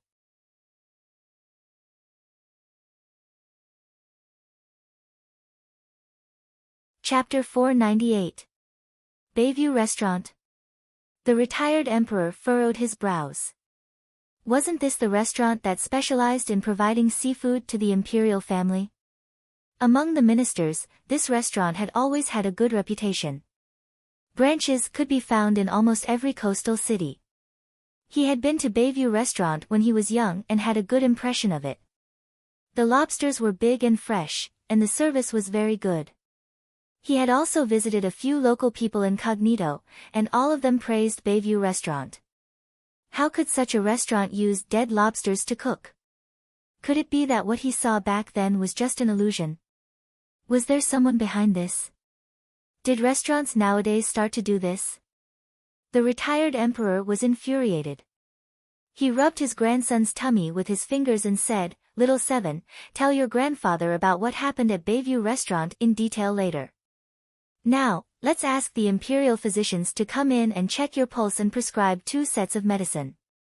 I don't want to take medicine. The little one showed his dignified face and refused very straightforwardly. What a joke. If the imperial physicians came in, he would be exposed for pretending to have a stomachache. Humph. Don't expect me to give in. The retired emperor coaxed the child, Good boy, how can you not take medicine when you are sick?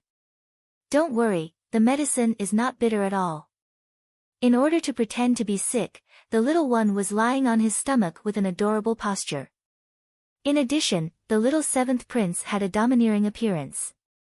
When he heard the retired emperor's words, he replied coolly, Imperial grandfather, although I am young, I am still intelligent. There is no medicine that isn't bitter. The retired emperor was speechless. Then tell me what to do. The retired emperor was distressed just now, but now he wanted to give this troublesome grandson of his a good beating. The little one thought for a while and said with a serious face, I heard from third brother that the red-crowned crane has celestial aura, and eating it can strengthen one's body. Let the imperial kitchen cook a pot of red-crowned crane soup. Imperial grandfather can drink some when the time comes. Eunuch's son almost vomited blood when he heard this. Why did it seem that the seventh prince was still thinking about the retired emperor's red-crowned crane? Did His Highness forget why he was chased out in the first place?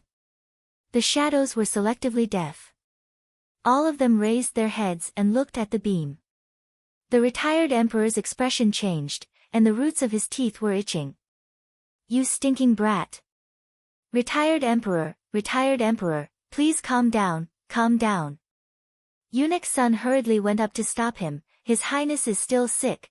The Emperor Emeritus took a deep breath and said, Is there anyone as sick as him? He didn't forget to eat when his stomach was hurting. That. It's not like you don't know, His Highness is like this. Eunuch's son really couldn't find a way to smooth things over for the little master, so he found a dry excuse. The little one kept a straight face and said, Imperial grandfather, you're already so old. Don't get angry so easily. Who was the one causing trouble for him? The retired emperor was helpless. He glared at the little one and said, "Tell me, do you really have a stomachache or are you faking it?" "Really?" The little one stuck out his little butt and said, "When I was with my uncle, I didn't eat anything dead." This was the truth. He had always been alive and kicking. The retired emperor was so busy that he missed the opportunity to dote on his third son, so he gave all his attention to little Seven. However, it was too dangerous in the imperial palace. He could only be at ease when he chased him up the mountain. This child was also different from the other princes. He ate whatever he was given, so it was easy to feed him. He also heard that it was difficult for the children in the White Academy to eat meat. Now that he heard what the little one said, he felt sorry for him. "You have a stomachache now, so you can't eat red-crowned cranes. Eat something that's easy to digest." The retired emperor stroked the little bald head in front of him. When he was about to summon the people from the imperial kitchen, he saw a eunuch walking in with a booklet in his hand, saying that he had something important to report. The retired emperor took the booklet and flipped through it. Suddenly, he sneered and said, "I see, no wonder there's someone up there. There's really someone up there. Little Seven, tell me, what's going on with this Bayview seafood restaurant?" Little Baldy nodded heavily and told him everything that had happened in the provincial capital. When he was done, he started to cover his stomach. Slap! The retired emperor slapped the booklet in his palm. His eyes were filled with coldness. "Eunuch son, go and get ready. We'll leave the palace tomorrow." "Yes." Eunuch son took the booklet carefully. He was shocked when he saw the words on it. He more or less understood why the retired emperor was angry. It was a booklet to sue Governor Li. It would be fine if that was all. It also mentioned Lord Wei, saying that he bullied the restaurant based on his personal preferences and his official position.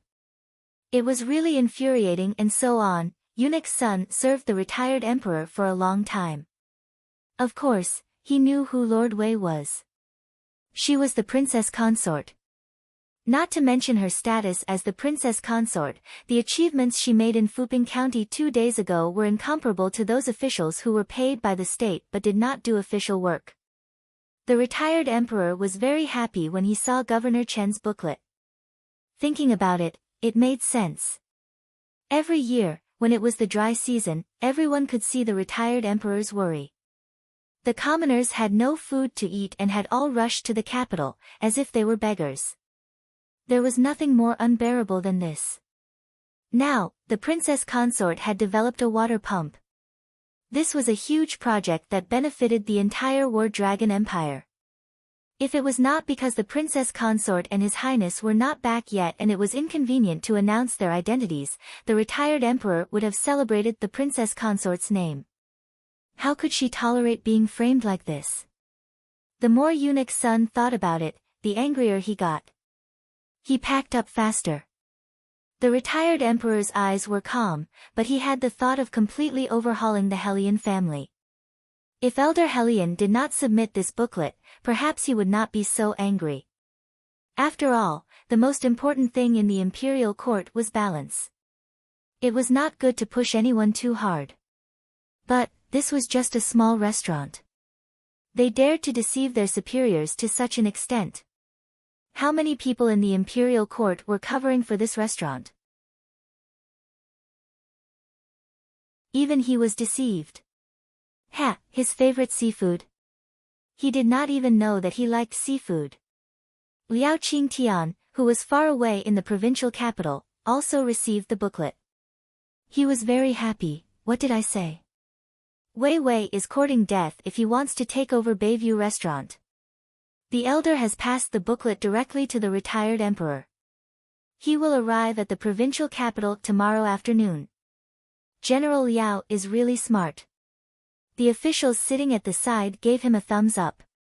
They laughed and said, Wei Wei is going to regret it. Regret? When the retired emperor knows about this, he will not tolerate him. Liao Qingtian's lips curved into a cold arc. He will definitely be fired. Guards, capture the private advisor who is following Wei Wei. Since the elder had allowed him to do as he pleased, then he didn't need to have any scruples anymore.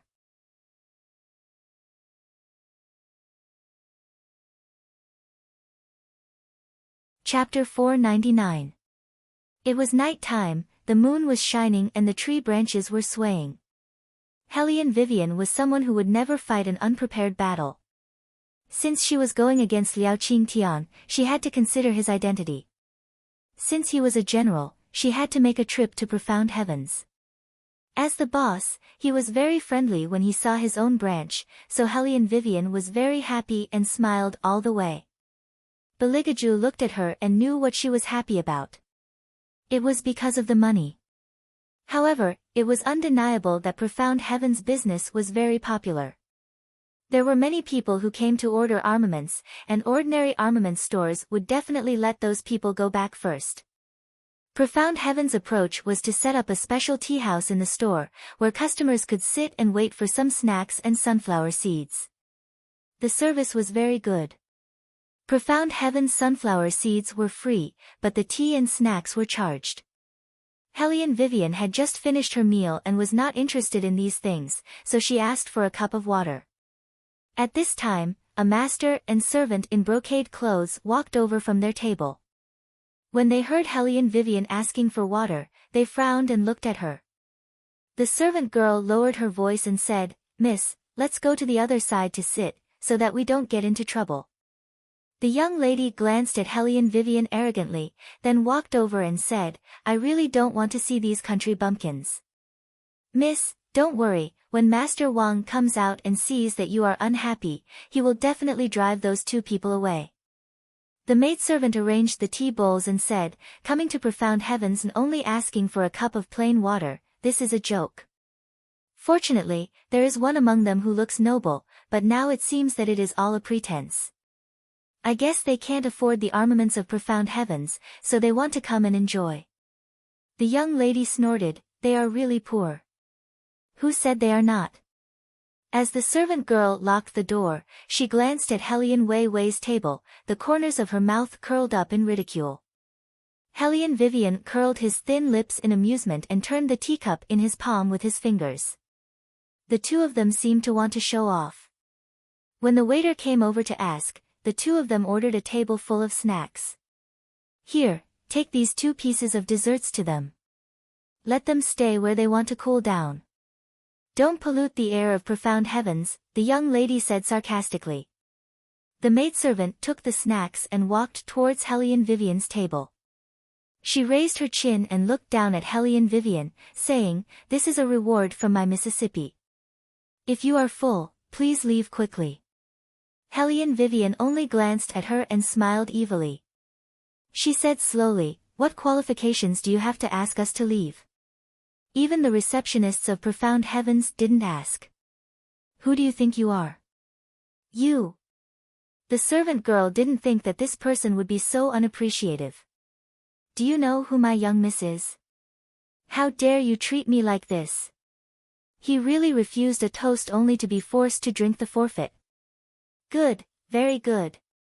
If you want to make a scene, we will accompany you. When you are driven out later, don't come begging me." In the face of such a clamor, Hellion Vivian's thin lips slightly opened and only said one word, "Get lost." The servant girl's face was completely green. She turned around angrily and walked to the side of the woman who was sitting. "Miss," the gorgeously dressed woman clenched the handkerchief in her hand. "The country people have no manners. Go and invite young Master Wang here and let him deal with this matter." "Yes." The servant girl took the order and walked towards the backyard of Profound Heavens in a hurry. Before she left, she didn't forget to glare at Hellion Vivian and the rest, with an expression that said, "You wait and see." Hellion Vivian sat lazily with the wine cup at her fingertips. "Young Master Wang. Isn't it little friend Wang Tingyun?" She really didn't know when little friend Wang Tingyun got to know such a master and servant.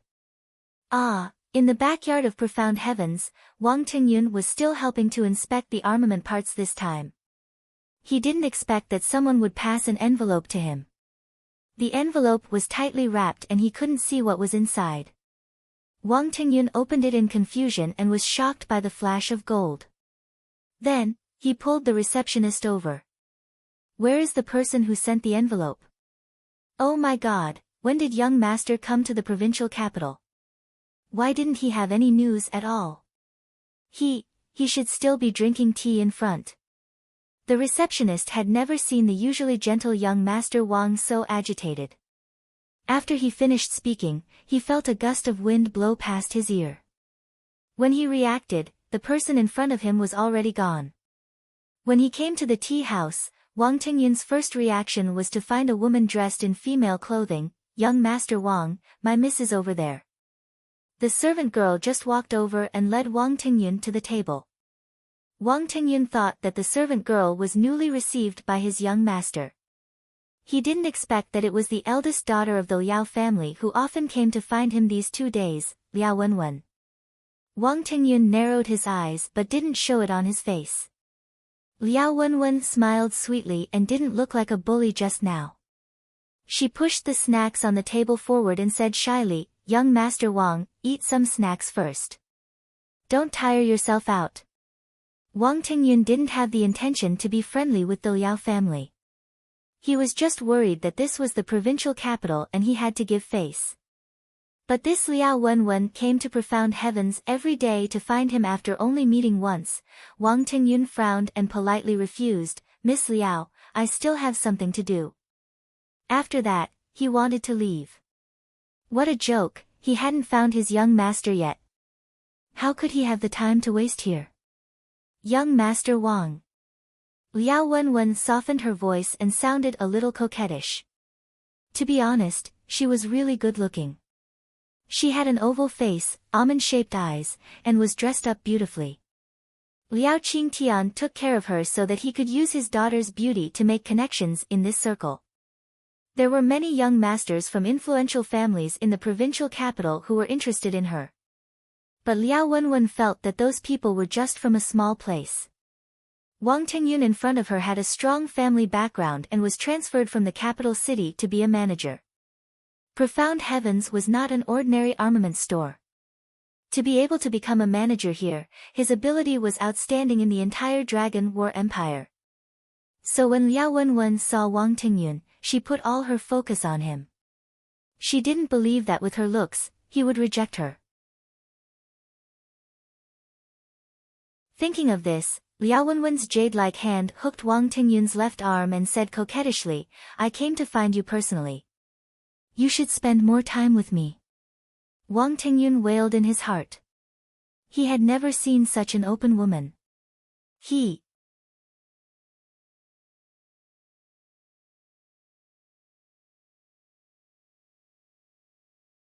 Chapter 500. When the servant saw that he did not move, she thought that something good was about to happen.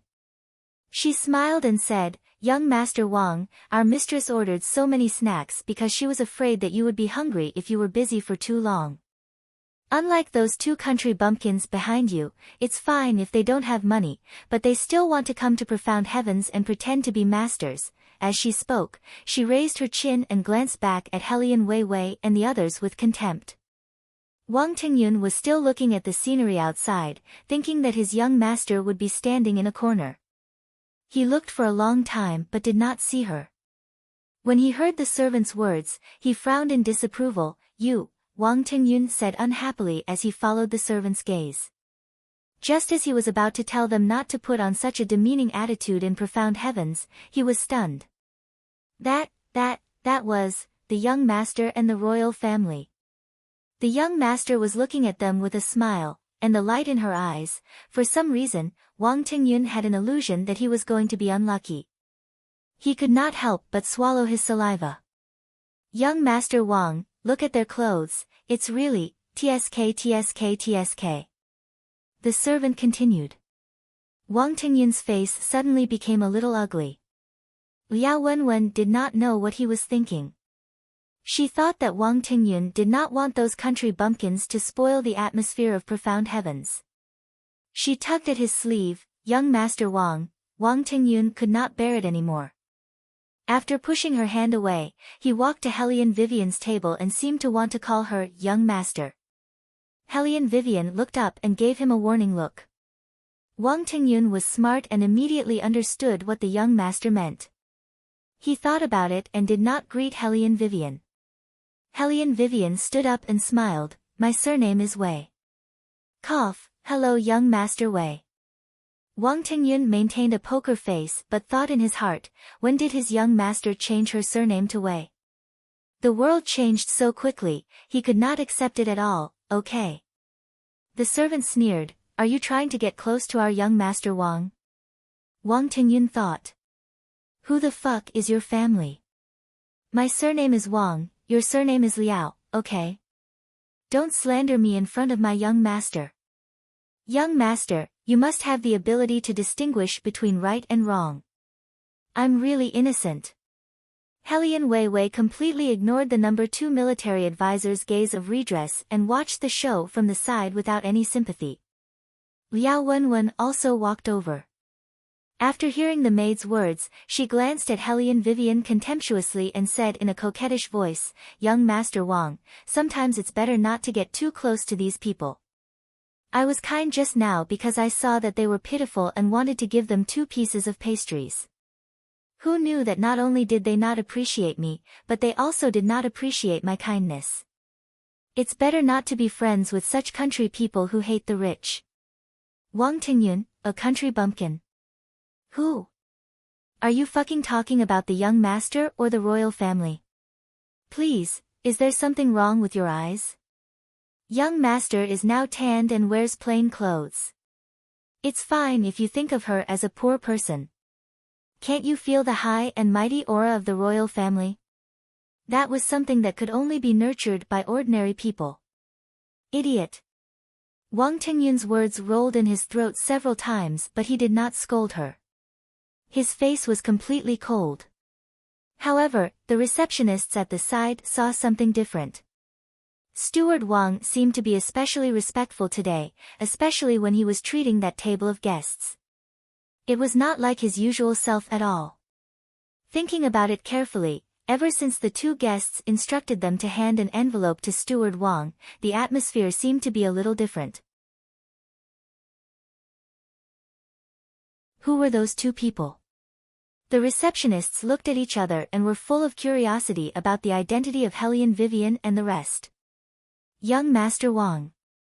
Seeing that Wang Tingyun was honestly ignoring her, Liao Wenwen's face was a little embarrassed and she started to act coquettishly again. The maid saw the opportunity and said, young Master Wang, these 2 people are very disrespectful to young Miss and look down on my young Mississippi. The biggest taboo in Profound Heavens is for people to cause trouble in the shop. My young Miss is not a harsh person. If these 2 people can apologize to my young Miss, this matter will be considered over. If they don't, young Master Wang can drive them out. I've had enough of this poor smell. Drive us out. Hellion Vivian chuckled and leaned back on the back of the chair with her legs slightly crossed. Her lazy posture revealed a hint of evilness, but her heart was actually playful. Driving her out of Profound Heavens. It has to be said that this pair of master and servant really needed to be taught a lesson. Wang Tingyun also felt so. He now wished that he could be 3 meters away from Liao Wenwen to show his loyalty. Liao Wenwen looked at Wang Tingyun with her beautiful eyes, young master, you don't have to go too far.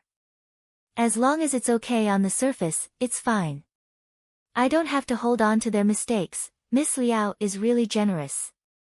Hellion Vivian touched her chin with her fingers and smiled gently, you are indeed General Liao's daughter. However, I don't know if anyone has told Miss Liao that this is Profound Heavens, not your Liao Manor. I advise you not to put on an appearance that you are the boss of Profound Heavens. It makes me feel very uncomfortable. If your face is too big, go home and look in the mirror. Don't think that everywhere is your home. You. Liao Wenwen clenched the handkerchief in her hand. Wherever she went, she was flattered by people. This was the first time someone spoke to her like this. It seems that this country bumpkin is tired of living, young Master Wang, you also saw it. This person has no intention of repentance at all. Even if I am easy to bully, he can't be like this. After saying that, Liao Wenwen pretended to cover her eyes with the handkerchief and looked like she was about to cry. Someone come.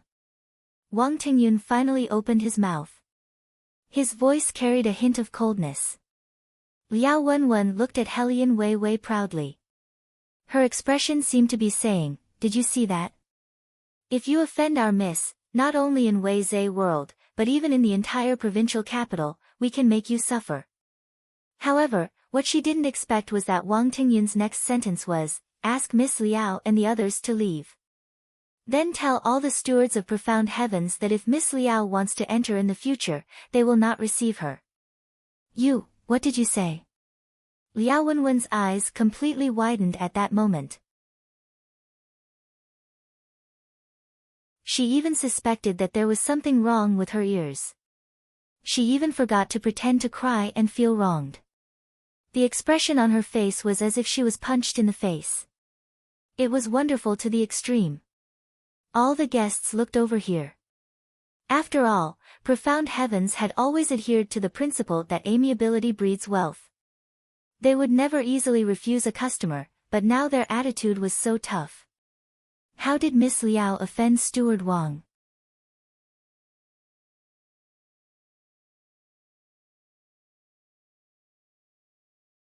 Chapter 501. Many people were puzzled. It was Liao Wenwen's first time being surrounded like this. She was so angry that she blurted out, Wang Tingyun, how dare you treat me like this? Aren't you afraid of my father? The maidservant standing beside her shouted, Steward Wang, you'd better think carefully before you speak. I have thought about it very clearly. Either you apologize to these two young masters, or leave profound heaven. Wang Tingyun smiled. His previous gentleness in the business field had turned into coldness. Liao Wenwen did not expect to receive such a reversal of the situation. Her face turned pale. You want me to apologize to these two country bumpkins? Wang Tingyun, are you really not afraid that my father will know about this? Your father? Wang Tingyun smiled, General Liao. Then you should go back and ask your father if he dares to fight with my young master. If he does, I will go to the capital and move the young master's hidden army here. If you want to fight with me, I will crush you. You. Liao Wenwen was so angry that her fingers were trembling. Seeing that Wang Tingyun was determined not to give her face, she glared at Helian Vivian fiercely and said, you all wait and see. Her fierce words made her cry as if she was bullied. She ran out of Profound Heaven's shop with tears in her eyes. The receptionist was a local and reminded Wang Tingyun worriedly, Manager Wang, Miss Liao's father, I have my own way of dealing with it, Wang Tingyun interrupted the receptionist.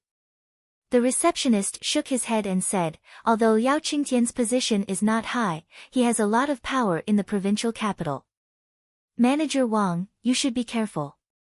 You don't have to fight with her because of two customers. Wang Tingyun thought to himself, do you know who those two customers are? If we don't chase Liao out now, we will all lose our jobs. How dare he ask their young master to leave in Profound Heaven's shop? Wasn't he asking for a slap in the face? Fortunately, he was not familiar with Liao, or else, Wang Tingyun sighed in fear and deliberately sent the receptionists away. I know, all of you can go back to your work, the receptionists answered, yes, sir. The curtain was lowered. Seeing that there was no one around, Wang Tingyun walked over to Helian Vivian's table. Helian Vivian smiled. Steward Wang really has good luck with women. Young master, please don't scold me. Wang Tingyun was on the verge of tears. Helian Vivian raised her beautiful eyebrows and said, I see that Miss is very good to you. She can even make decisions for you in Wei Zhe world. Hurry up and marry her, okay? Young master. Wang Tingyun immediately straightened his body. There's nothing between Liao Wenwen and me. Her father, Liao Qingtian, wants to get more weapons from us. That's why I got in touch with her. Young master, I've already sacrificed myself for our shop. Please don't misunderstand me. Hellion Vivian's thin lips curled up. What you're saying is that our profound heaven has become a small shop. Since we're not happy with the business, then we'll change the list. In the future, no shop will provide armaments to the Liao family. Remember, this is the rule. Yes, yes. Wang Tingyun heaved a sigh of relief and said, Young master, why did you come to the provincial capital? Shouldn't the young master be in the palace at this time, thinking of ways to deal with the stewards of the Hellion family? Hellion Vivian casually nodded. I'm here to be the magistrate. Magistrate? Wang Tingyun's jaw dropped. After thinking about it carefully, he realized that a magistrate was a lowly official. Then, he silently glanced sideways at Bailey Jia Ju's handsome face that could not be ignored at any time. To be honest, he always felt pressured when he stood in front of the third prince. What about the third prince? Hellion Vivian curled her lips and smiled. He's not a prince now. He's my private advisor. This boastful tone was enough. Wasn't he just a private advisor? Wait, what did the young master just say? Private advisor. Wang Tingyun swallowed his saliva. The future crown prince actually came to a provincial capital to be a private advisor? Did the retired emperor know about this? I thought it was easy to be an official. Hellion Vivian held her chin and sighed. I didn't expect that wherever I go, there would be people bullying me. Wang Tingyun's mouth twitched in disbelief. Bullying you? Young master, do you think your invincible posture is fake? Moreover, if someone really bullied you, the person beside you could kill them in minutes. The royal family's methods are more brutal than yours. Hellion Vivian did not admit that she was brutal at all. She felt that she was very weak and said lazily, Didn't the lady you were with just now want to drive me out? Young master, can this matter be let go? Wang Tingyun wanted to cry but had no tears. This was really a black mark in his life. If the brothers of the hidden army knew about this, who knows how they would ridicule him. Hellion Vivian finished joking and said seriously, Liao Qingtian wants to find trouble with me. Go and tell the brothers to come to the provincial capital lightly. Find trouble with you? Wang Tingyun frowned. Why? Although Liao Qingtian is not a good person, he is very particular when it comes to being an official. Since you are the newly appointed magistrate, the first thing he should do is to win you over. Hellion Vivian smiled beautifully.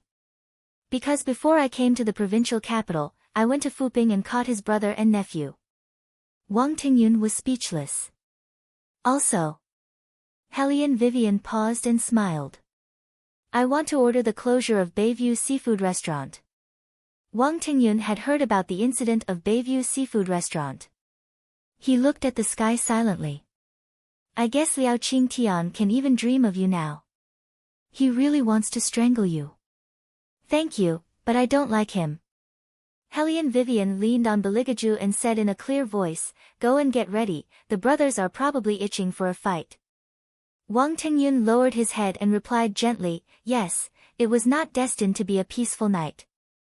After Liao Wenwen returned home, the first thing she did was to complain to Liao Qingtian. She kept saying, Those two country bumpkins are such an eyesore. Because of them, Wang Tingyun, who likes her, chased her out of Wei Zhe world. Liao Qingtian listened to his beloved daughter and narrowed his eyes. You said that one of them has the surname Wei. Yes. Liao Wenwen was still wiping her tears. Liao Qingtian patted her back comfortingly and smiled coldly. He is not a country bumpkin, he is the newly appointed magistrate.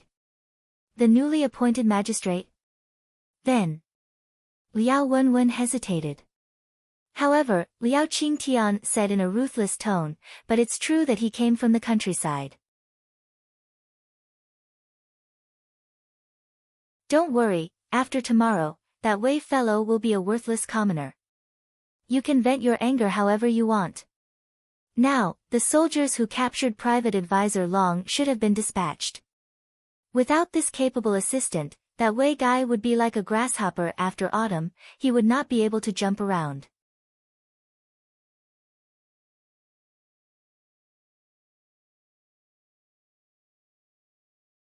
Chapter 502. The night was getting darker.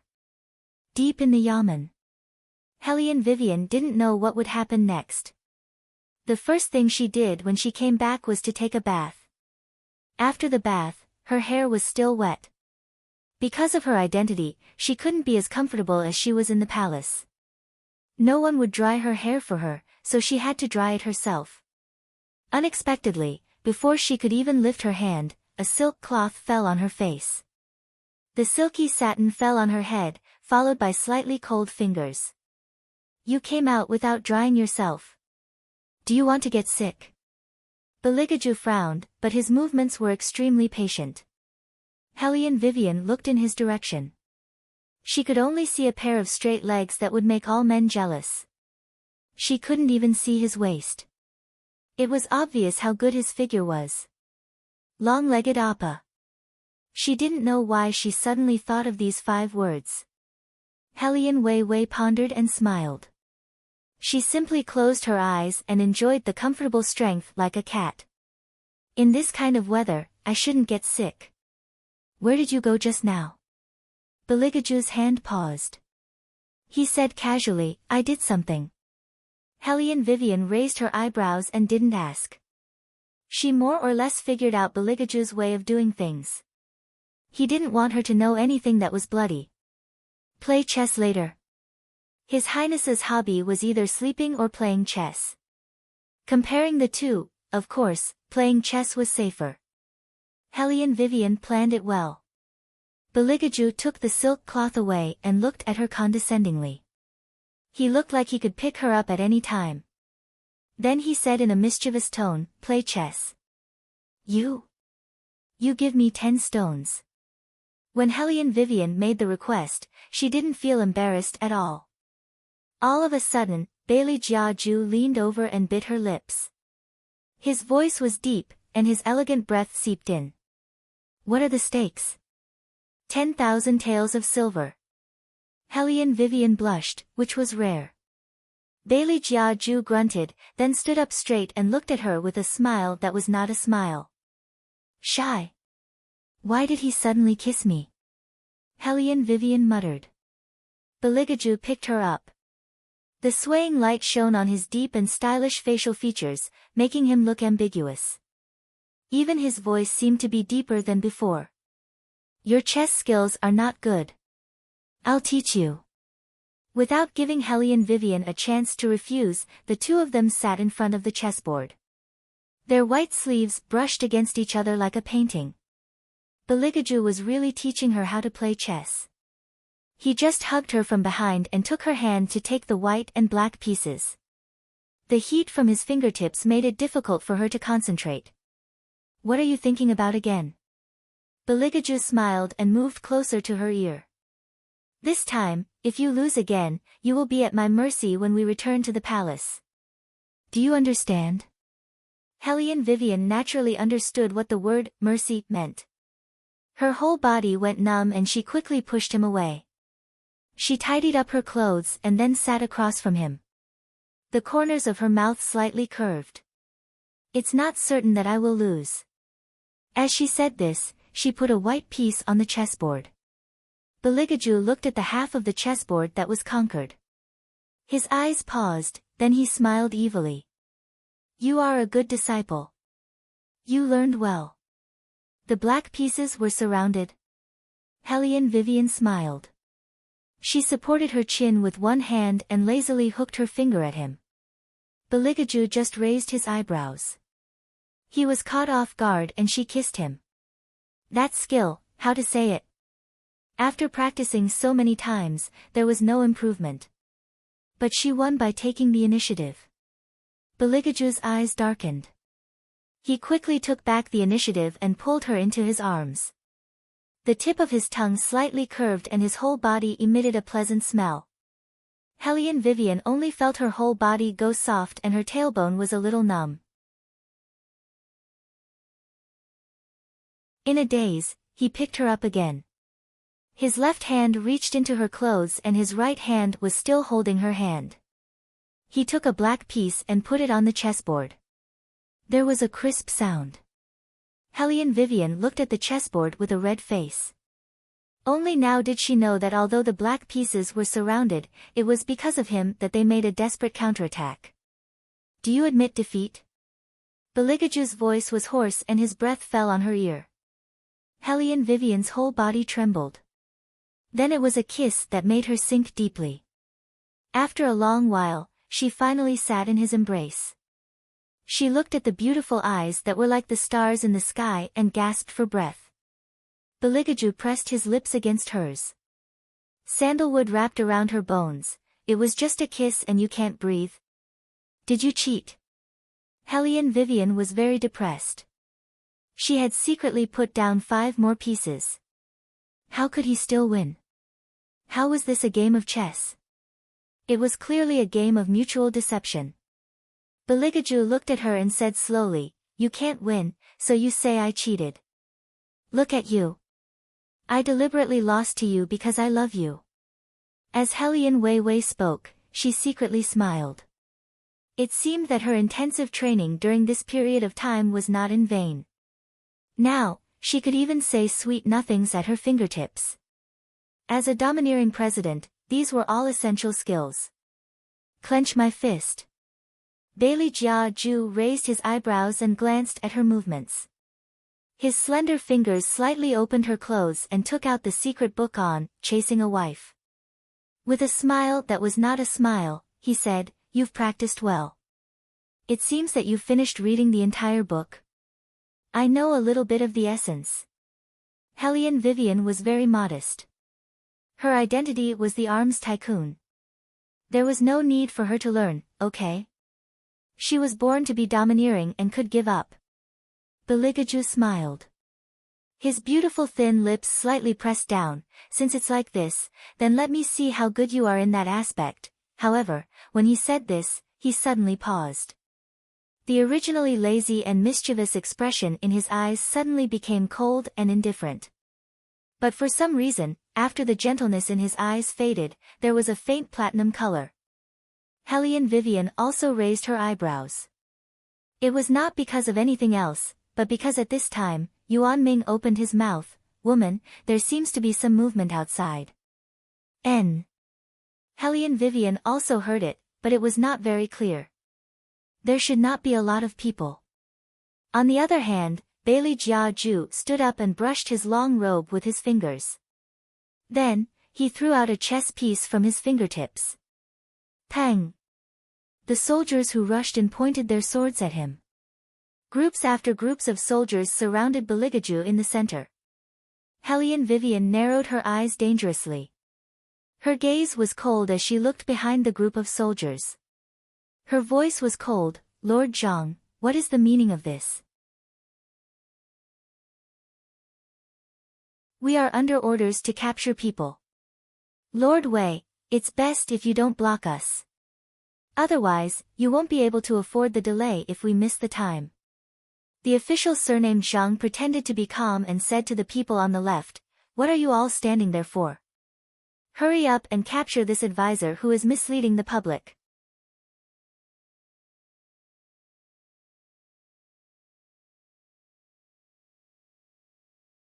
Chapter 503. Deceiving people with lies? Beligaju, who was dressed in a white robe, turned around. His voice was playful as he placed a chess piece on the chessboard.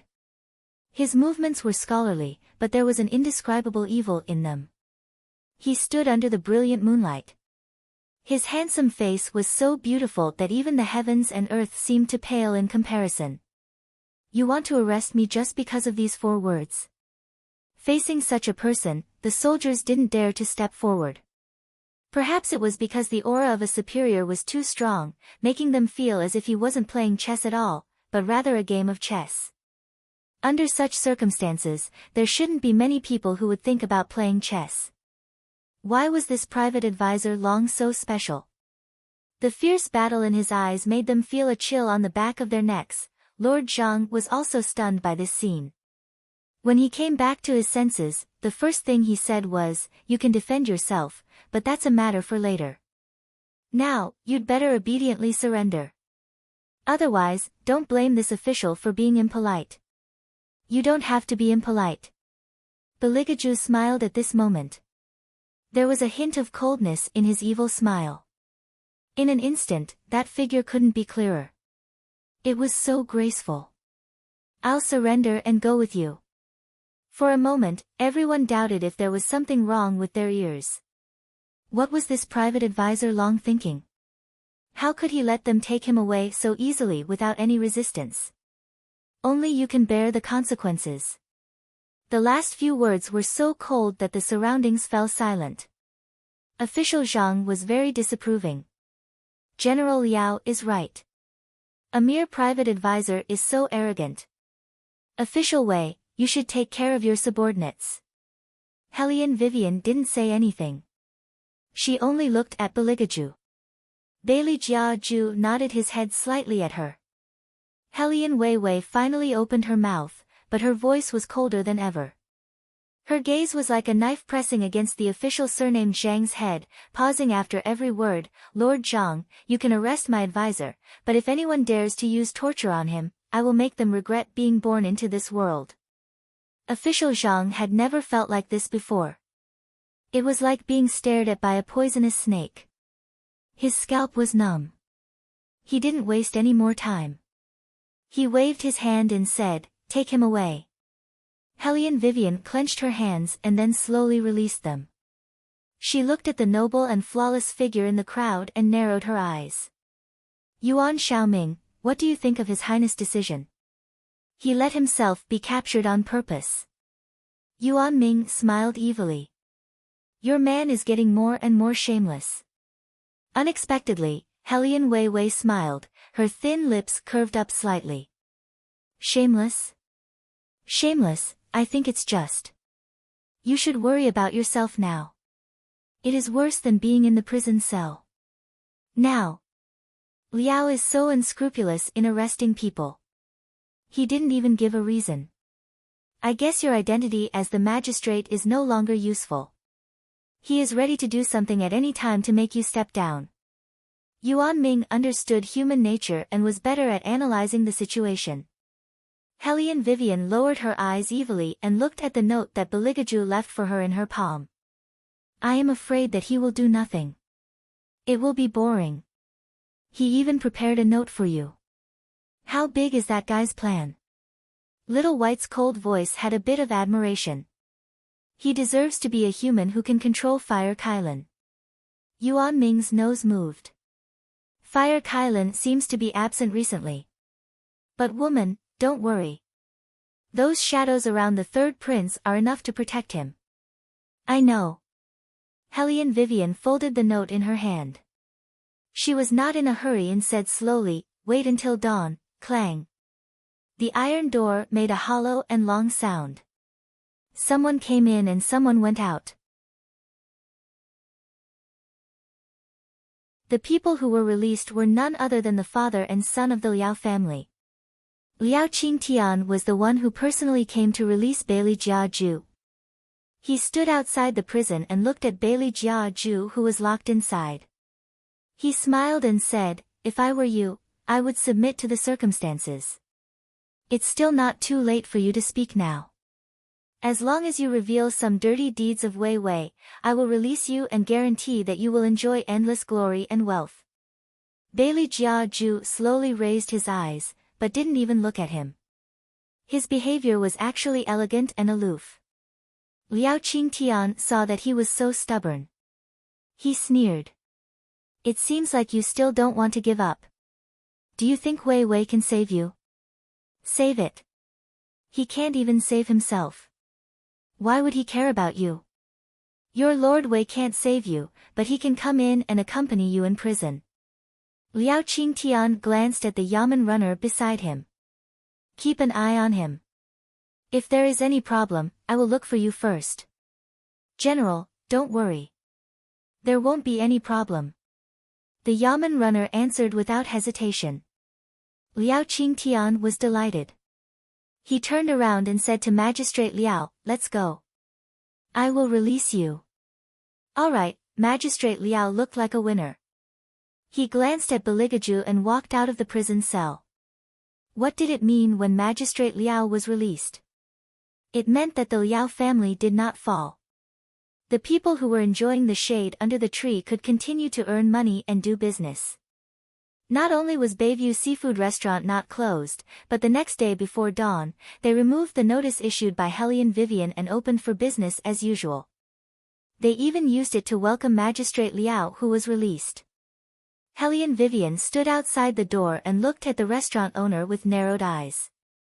"Do you know the consequences of removing the notice issued by the Yamen? This is against the law." "Against the law? Ha ha ha." The restaurant owner laughed out loud. "Lord Wei, I have to say something disrespectful. In this provincial capital, the Liao family is the law." Surprisingly, Hellion Vivian was not angry. She just stood there with a calm expression. The officials who came to attend the welcome banquet were very enthusiastic when they saw Hellion Vivian. "Hey, why is Lord Wei here? Let's go in and have a drink. Don't make fun of Lord Wei. Lord Wei is an honest official. How can he afford to eat seafood?" Magistrate Liao, who was the host, walked out confidently. Those people quickly followed his words. Magistrate Liao is right. Look at me, I even forgot about this. Lord Wei, you can continue to stand at the door. We will go in first. Laughter was heard continuously. It was obvious that there was a hint of mockery in it. Magistrate Liao enjoyed the feeling of being superior at the moment. The resentment that was suppressed in his heart for the past few days was finally dispelled. Especially when he saw how lonely and helpless Lord Wei was, the smile on his face became wider. "Lord Wei, I have told you not to be too arrogant.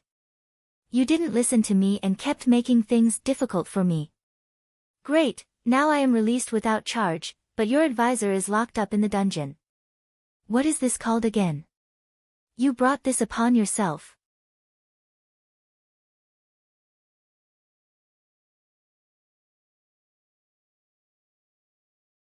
Chapter 504. As soon as he finished speaking, Magistrate Liao proudly led the officials into Bayview Seafood Restaurant. Hellion Wei looked at his retreating figure, unhurriedly brushed her sleeves, lowered her head and smiled. Some people indeed brought evil upon themselves, but they couldn't live, Aning. Hellion Vivian raised her eyes and enunciated clearly, "Who entered Bayview Seafood Restaurant and participated in the Welcome Wind Banquet this time? Did you remember them all?" Aning flashed and knelt respectfully on the ground. "Lord Wei, I have remembered them all." The people who followed the royal family were indeed smart. Hellion Vivian smiled. "Send it to your master and tell him that I'll be waiting for him outside." "Yes." Before Aning left, he could not help but take a few more glances at Hellion Vivian. In this world, other than young Master Lai, the princess was probably the only one who could have such a tacit understanding with His Highness. No matter what His Highness did, she could quickly understand and perfectly cooperate with him.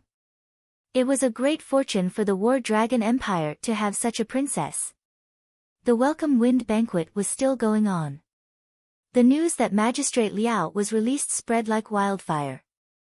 Governor Chen could not sit still after hearing the news.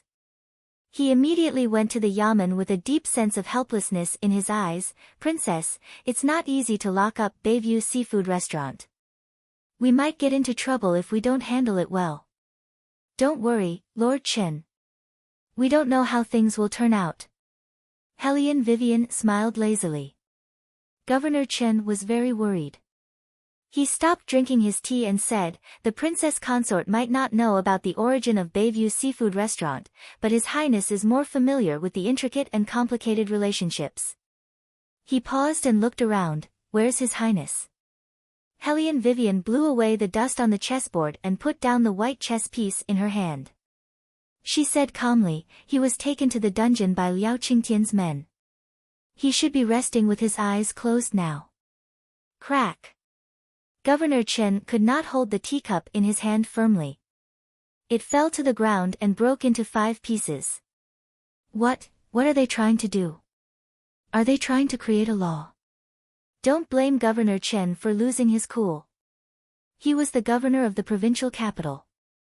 If something happened to the royal family in the provincial capital, even if he had 9 lives, it wouldn't be enough. That was the future emperor of the War Dragon Empire. Were these people crazy? Even if they didn't know the identity of the royal family, they couldn't just randomly arrest people. Compared to Governor Chen's agitation, Hellion Vivian was much calmer. Lord Chen, do you still remember what His Highness asked you? Governor Chen was stunned for a moment before he answered. His Highness asked me how he could punish a general who had military exploits but harmed his neighbors. He said that he needed to borrow the enemy's power to fight the enemy. Hellion Vivian placed the last white stone in the center of the board, and began a complete encirclement. It's not only Liao Qingtian who is taking advantage of the situation. Hellion Vivian smiled faintly. His Highness wants to pull out the entire string, so he took the initiative to go to prison. The word, took the initiative, made Governor Chen feel like he was enlightened by thunder. He was enlightened in an instant. If the emperor was arrested, Liao Qingtian would not be the only unlucky one. All the corrupt officials in the provincial capital who were involved in this matter would be affected as well. Even the elder in the capital city might be punished as well. Could this be the real purpose of the royal family? After all, if the incident was too small, the retired emperor would arrest a general who had military exploits just because of a restaurant that charged him unreasonably. This would definitely disappoint the other generals. If the incident was too big, it would be a crime of rebellion. That would be different. Governor Chen could not help but raise his head when he thought of this. There was a glimmer in his eyes that was originally gloomy. He was indeed the royal family. He had heard too much about this person's methods. After witnessing it for himself, he finally understood what it meant to be able to do whatever he wanted. Beligaju, this person was born to be an emperor who killed without staining his hands with blood. Hellion Vivian knew that he understood. She lowered her head and took a sip of tea, smiling widely. At that moment, Liao Qingtian was eating and drinking, carefree and unrestrained. Bayview Seafood Restaurant had reopened and earned a lot of money in just one day. He did not know that at this moment, an unexpected person had arrived in the provincial capital and was in the emperor's room in Bayview Seafood Restaurant. There were 5 to 6 guards with swords beside him. That kind of bearing was not something that an ordinary person could have. On the other hand, when Liao Wenwen found out that Hellion Vivian was so poor that she could not even enter Bayview Seafood Restaurant, she finally vented her anger. A country bumpkin will always be a country bumpkin. Now, even the private advisor beside her was arrested. She totally deserved it. Miss, I heard that the old master is going to punish this Wei guy. He won't live for long. The servant girl was young, but her words were vicious. Liao Wenwen wanted to say something more, but a meat bun hit her face that she took care of carefully. Who is it? Liao Wenwen was furious. She felt that her entire face was filled with the smell of the meat bun. She wanted to kill the person who threw the meat bun. The little one straightened the wooden stick in his hand and said majestically, "Me. You." Liao Wenwen did not expect that she would be bullied by a child. Whose child is this? How rude. The little one looked at her with a serious face and said coldly, "Shut up, ugly girl." Ugly girl.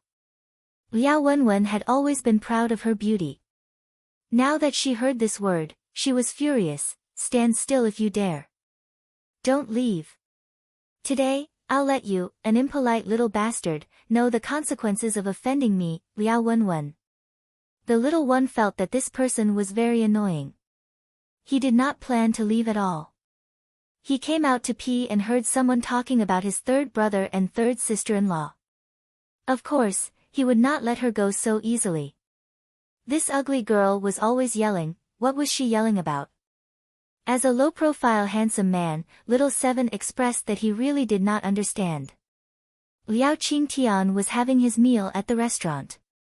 Now that he heard the commotion, he came over with a few soldiers. Wen, what happened? Father, this is the little bastard. He threw the meat bun at me and scolded me. Liao Wen pointed at the little one's bald head. She did not change her attitude just because the other party was a child. Liao Qingtian saw that the child was dressed like a monk and did not take him seriously. Where did this poor little brat come from? Perhaps it was because the commotion was too loud that it disturbed the people in the private room. When the little one saw that his grandfather appeared at the door, he did not talk back. His little face was puffed up and he was very unhappy. Liao Qingtian did not notice the presence of the retired emperor as his back was facing the father and daughter of the Liao family. Liao Wen was still yelling that she wanted to hang Little Seven up and give him a good beating. Meanwhile, Eunuch Sun was starting to get angry. Where did this crazy girl come from? How dare she bully their little highness?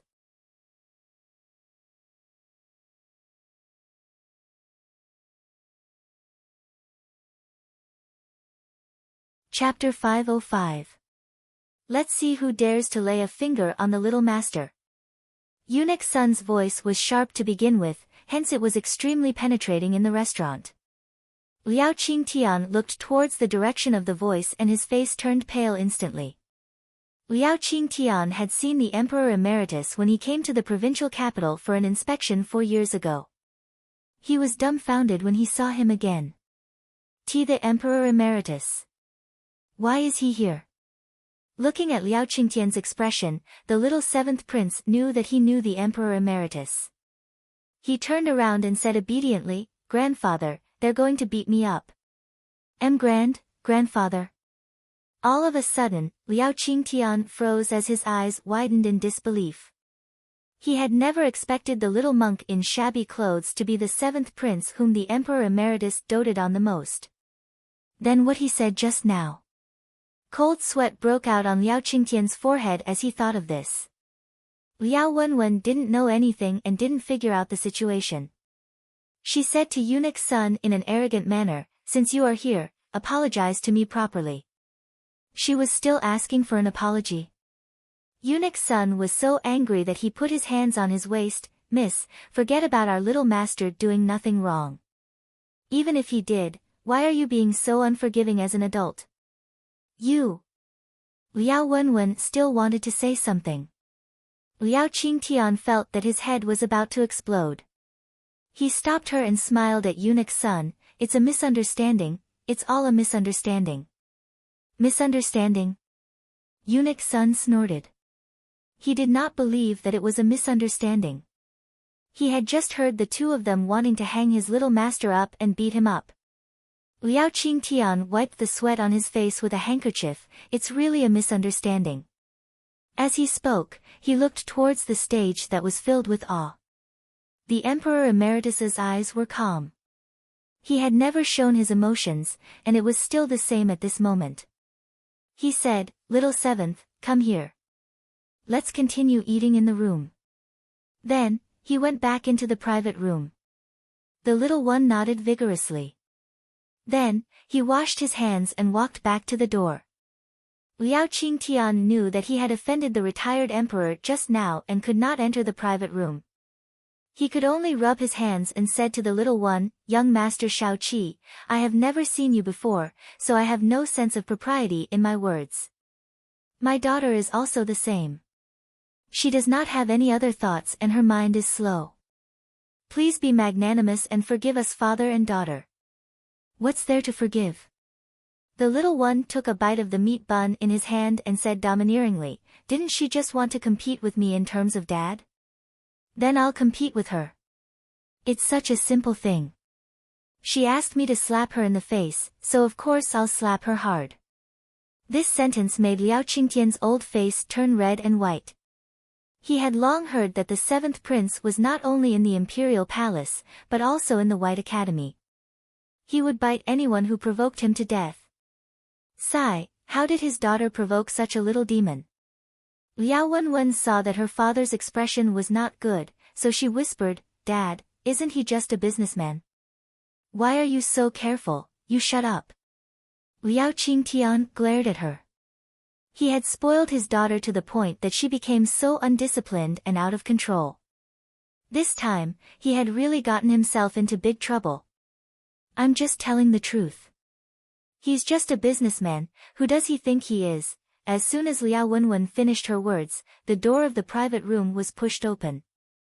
The retired emperor took the lead and walked out. His steady voice revealed a strong sense of oppression. "I'm not talented. I've spent most of my life, but I only have a few subordinates. Compared to Miss Liao, I'm really not a big shot." Upon hearing this, Liao Qingtian's legs went soft and he almost knelt on the ground. In the past, he did not feel that there was anything wrong with spoiling his daughter. Now, the thing that he regretted the most was bringing his daughter out today. Slap. He could not let things go on like this anymore. Liao Qingtian gathered all his strength and slapped Liao Wenwen's face. The sound was so loud that almost the entire Bayview seafood restaurant could hear it. Liao Wenwen covered her face and widened her eyes in disbelief. "Father, you..." Liao Qingtian did not have time to care about her. He nodded and bowed as he followed behind the retired emperor. "Emperor, old emperor, my daughter is not sensible and has not seen the world. It's my fault. I didn't educate her well. I'm guilty." The retired emperor did not even lift his eyelids, let alone respond to Liao Qingtian.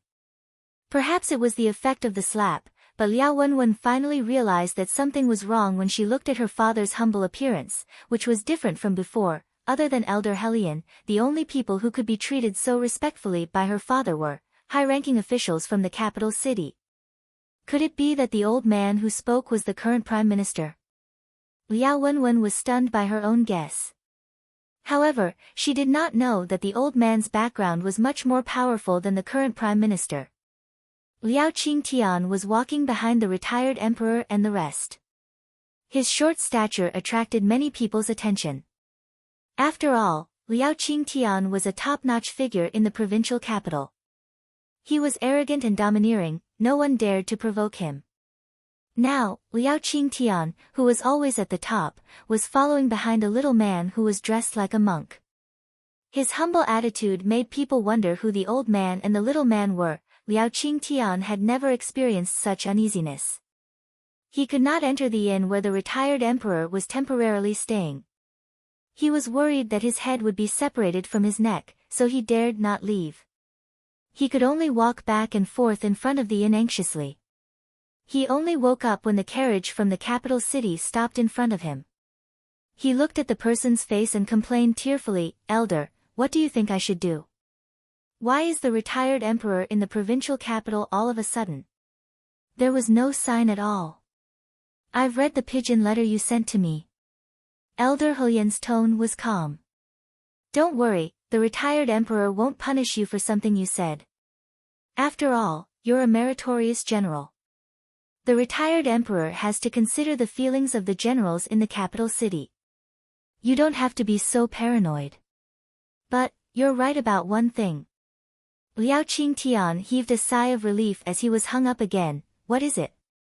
"The retired emperor won't come to the provincial capital for no reason. He must have heard about the Bayview seafood restaurant. Otherwise, he won't appear here at this time. Therefore, you must deal with this matter cleanly." Elder Hulian's eyes flashed as he added, "Even if you have to silence them."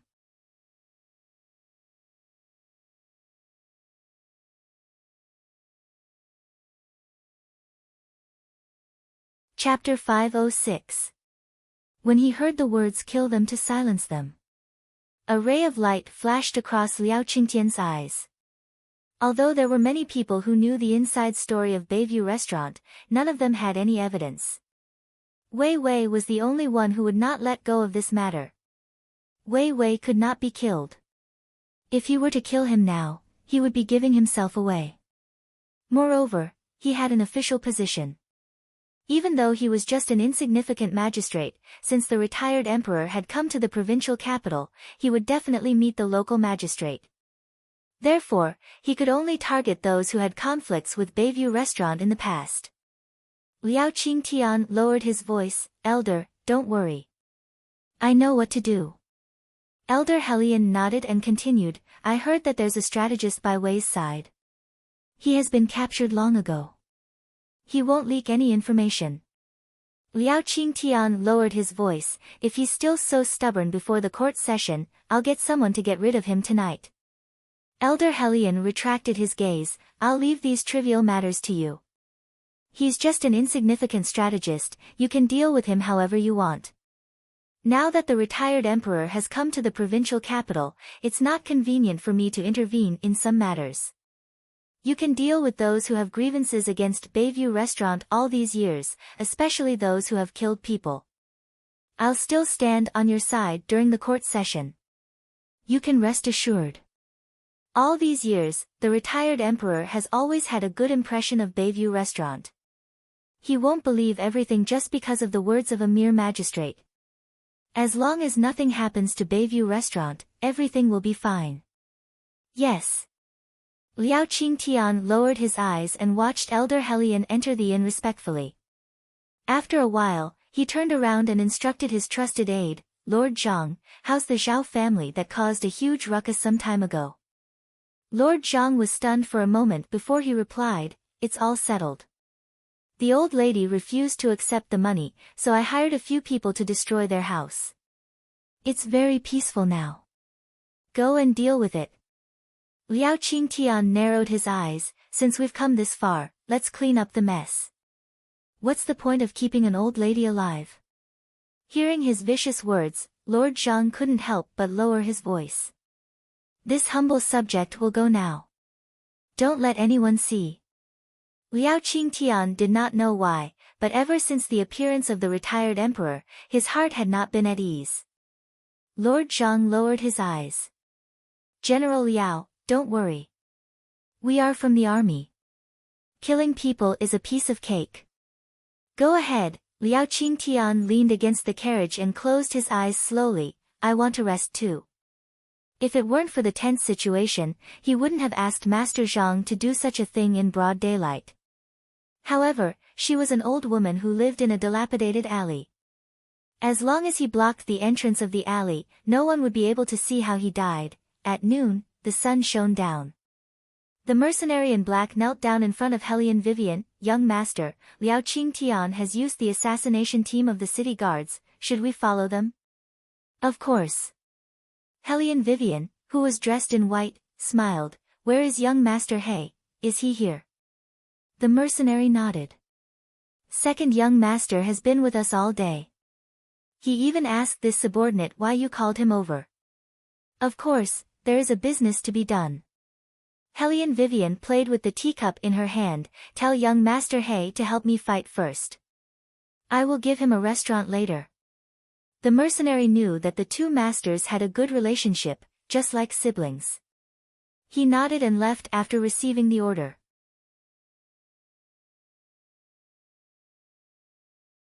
Governor Chen was trembling with fear as he listened at the side, "The young Master He that the Princess Consort mentioned, is he from the He family?"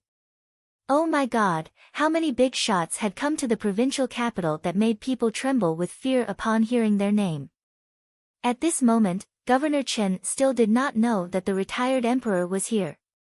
If he knew, he would not be so surprised by the arrival of the He family's second young master. On the other side, Helion Vivian took a sip of tea and said, "That's him. He has been locked up by old Master He for a long time. This time, he can't wait to come out." Governor Chen just listened and did not express his opinion. Everyone knew about the He family's influence in the military. They never got involved with any aristocratic families. There were not many people who could ask the He family's second young master, who was the most difficult to deal with, to come out. "Oh right, Lord Chen, do you have any useful people on your side?" "I don't need many, the people I brought can fight. You only need to send 2 or 3 people to give me a name." Hellion Vivian turned around and smiled with her eyes curved. Governor Qin did not understand, why does Princess Consort need people? Of course to be a hero and save the damsel in distress. How can I let my second brother fight alone? Hellion Vivian said casually. However, Governor Qin sensed something unusual in this. The provincial capital situation was going to change completely. Who said that the situation was not going to change? Liao Qingtian tried his best to please the retired emperor, but he did not expect that the retired emperor would not see him at all. The retired emperor was puzzled about something else, so he sent a few shadow guards to deliver the news to that cold guy. Unexpectedly, none of them came back. However, the retired emperor had always been a person who could sit still. He had just arrived at the provincial capital, so he did not want to make a big fuss even though Liao Qingtian had recognized him. However, he did not dare to say anything as long as the retired emperor did not say anything. He could only wait for the trial to begin in the afternoon. At this point, Liao Qingtian was relieved. With the elder around, there was nothing to be afraid of. That guy with the surname Wei had no power or influence. Even his private advisor was locked up by him, so he could not do anything. After all, words were not reliable. Even if he mentioned Bayview Seafood Restaurant in the court, those who were involved in this incident would have either returned to other places or died long ago. He did not believe that the guy with the surname Wei had the ability to make a dead person talk. Liao Qingtian smiled happily when he thought of this. He temporarily put aside the matter of offending the little seventh prince. No matter how much the retired emperor doted on the seventh prince, he would not revoke his official position because of this incident. What he needed to do now was to watch the show and see how that guy with the surname Wei would dig his own grave. At this moment, Liao Qingtian did not know that he was the one who was digging his own grave. The battle in the deep alley had officially begun. The assassins who thought that they would be fine after dealing with the old lady glanced at the tall figure in front of them with hostility. Didn't anyone tell you that no one is allowed to enter this alley? I advise you to move away. It was the first time that young Master He was threatened. He raised his eyebrows coldly. What if I don't? Looking at this cold and domineering man, the leader somehow felt fearful. However, they were from the army, so why would they be afraid of him? You want to do this the hard way. Fight!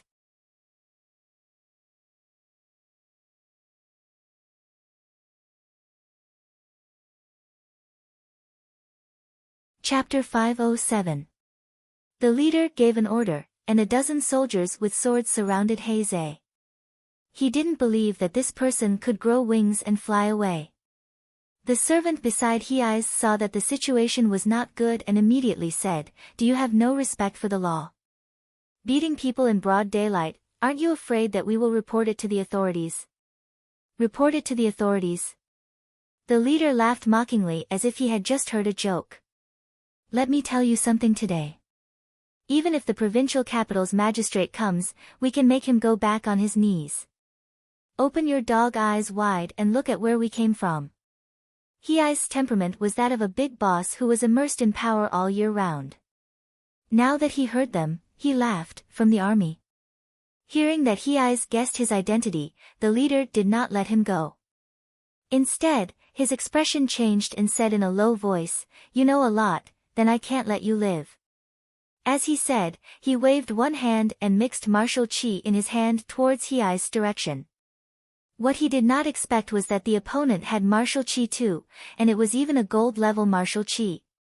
The leader looked at his fist that was blocked and narrowed his eyes. "Brothers, let's use martial qi and encircle him."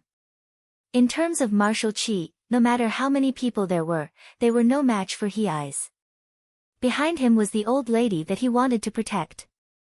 If they used martial qi to kill, it would definitely hurt the old lady. What's worse was that this alley was too narrow. If they were not careful, they could destroy the houses next to them.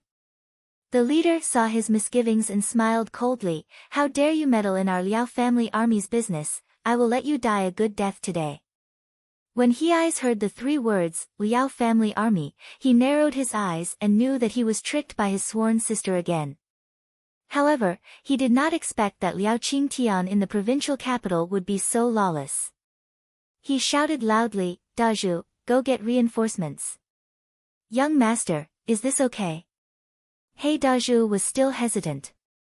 Before they left, Master had said that it was best not to use the army when young master was outside.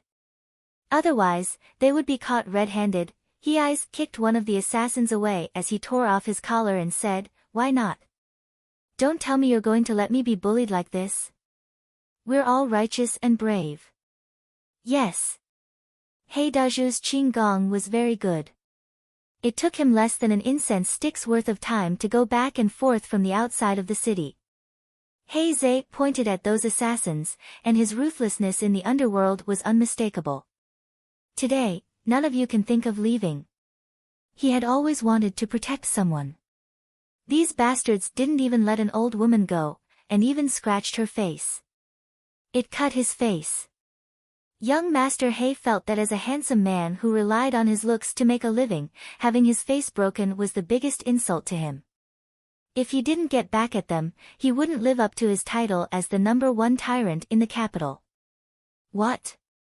You say it again, who is being blocked? When Jiang Luyun, who was stationed around the provincial capital, heard the news, he sucked in a cold breath. Gongzi. Dazhu anxiously shook him twice. He Luyun immediately scolded, blind things. Who was He Zhe? He was the successor appointed by old Master He. Although he had always been in business, but he was someone who had been in the army since young. Go to the capital and ask around, no one dared to provoke this tyrant. Other than the few princes in the royal family, no one else dared to go head-to-head with him. Although the He family was no longer involved with those aristocratic families, the influence they had in the army was still there. Even until now, old Master He could still cause a lot of influence with a stomp of his feet. Now, the most favored second young master of the He family was surrounded by a group of assassins who were trained in the army. This happened in the territory that he was in charge of. If something really happened, old Master He would bring an army of thousands to slaughter him. When Jiang Luyun thought of this, he didn't dare to delay any further. He brought 1,000 elites and directly killed his way into the provincial capital. As he walked, he was still thinking, second young master, please don't let anything happen to you. However, Liao Qingtian, who was clueless about everything, was ordering his subordinates to start fabricating evidence of Hellion Vivian's corruption. He was planning to start the trial in the afternoon, so he was watching the show leisurely. Magistrate Liao listened to his deployment and gave him a thumbs up. Big brother is still the best. You've been a civil official for too long. You don't understand that you have to be fast and accurate when dealing with people. Liao Qingtian held the Yixing clay teapot in his hand and looked around. Those few officials can't be saved. I've also offended the retired emperor, so it's not appropriate for me to speak. These people are gone, so be it. After this, you'll go to the capital directly. This provincial capital's mess, we'll hand it over to others. Magistrate Liao was worried, but big brother, don't worry, I'm someone who has military exploits. The retired emperor won't casually deal with me. Moreover, we have Elder Hulian's support. Liao Qingtian's eyes darkened as he said this, it's that way guy. If I don't get rid of him, I won't be satisfied. Magistrate Liao narrowed his eyes, a country bumpkin ruined our plan, we can't let him off easily. Let's hand it over to our subordinates, Liao Qingtian said casually, he can only wear that Dai Hua Ling hat until today. As they were talking, a Yamen runner came in to report that there were fighting sounds in the deep alley. Lord Wei wanted to take a look, but he could not find anyone to go with him. Liao Qingtian curled his lips into a smile when he heard that. This is the consequence of going against me. Tell the Yamen runners to stay put. If Lord Wei wants them to help with the case, they should find an excuse to do something else. Yes. The Yamen runner left after receiving the order. The smile on Liao Qingtian's face grew wider. He had said before that he would ask the assassination team to send him a signal after the mission was completed. The old lady must have been dealt with. By the time Wei rushed over, even her body would have turned cold. At most, he would only see a corpse. By then, the assassination team would have returned to the military camp. Unless Wei had extraordinary abilities, he would not know who killed the old lady even if he was there, let alone finding them. He was very confident in the assassination team that he had carefully cultivated. They would come and go like the wind, leaving no trace behind. Next, he would wait for Wei to slowly break down. After hearing the news that the Yamen runners were not willing to move, Governor Chen was so angry that he almost flipped the table. Hellion Vivian, on the other hand, was calmer than before. Hellion Vivian had expected that the Yamen runners would not move. However, she had to go through the process anyway. Now that the process was over, it was time for her to show her real strength and prepare to open the door. She had been holding it in for too long. Her hands were itching.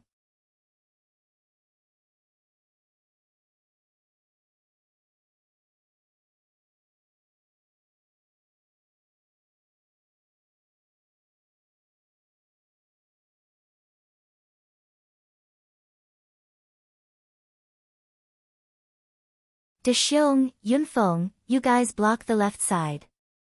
Hongtu, Li Yong, you guys block the right side. Teach this leader from the Liao army what it means to fight and beat people up. Yes. Swoosh, swoosh, swoosh. Several continuous sounds were heard. When the leader turned around, there was already a man in black standing behind him. He grinned at him and punched him in the face. How could he be so fast? The leader opened his eyes wide in horror. Crack.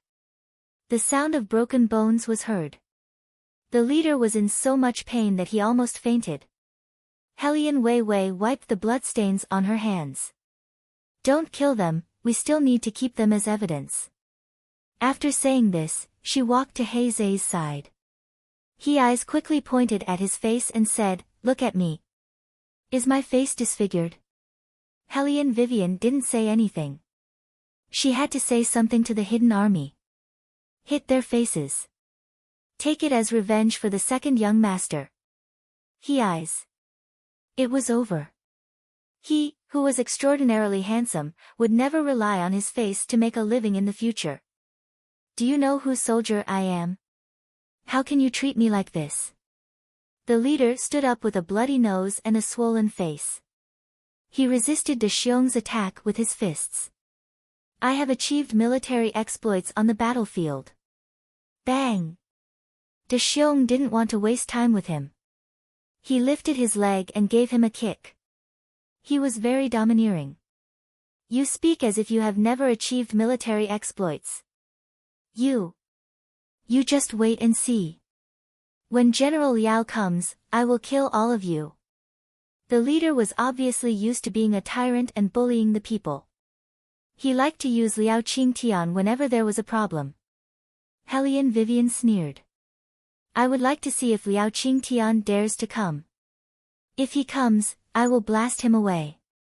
He hurt my second brother's face. I will make him pay with his life. Vivian.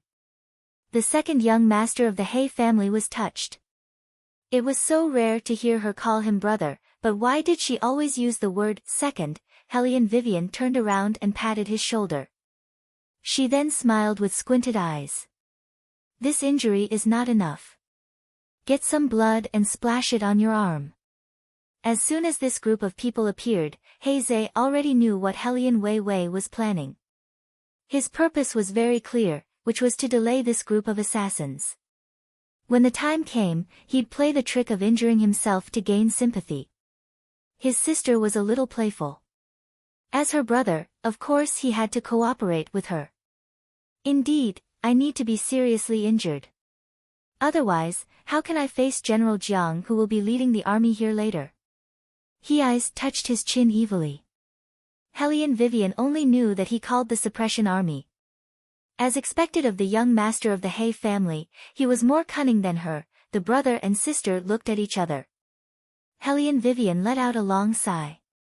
That Liao guy is so unlucky. He is blind. Who can he blame? He eyes sneered.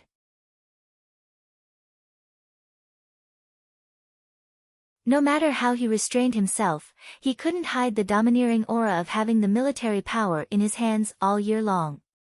At this moment, Jiang Liuyun's 1,000 cavalrymen arrived. Looking from afar, it felt like an army was approaching. Mr. Zhang, who was guarding the alley, was completely dumbfounded when he saw this. What is this situation? You're tuning into the Dreamy Chapters YouTube channel. We're so grateful for your support, and don't forget to subscribe to join us on this incredible journey through captivating stories. Your generosity through donations truly makes a world of difference, as it's the primary source of revenue that allows me to expand and enhance this channel for you. Thank you from the bottom of my heart for being a part of this adventure.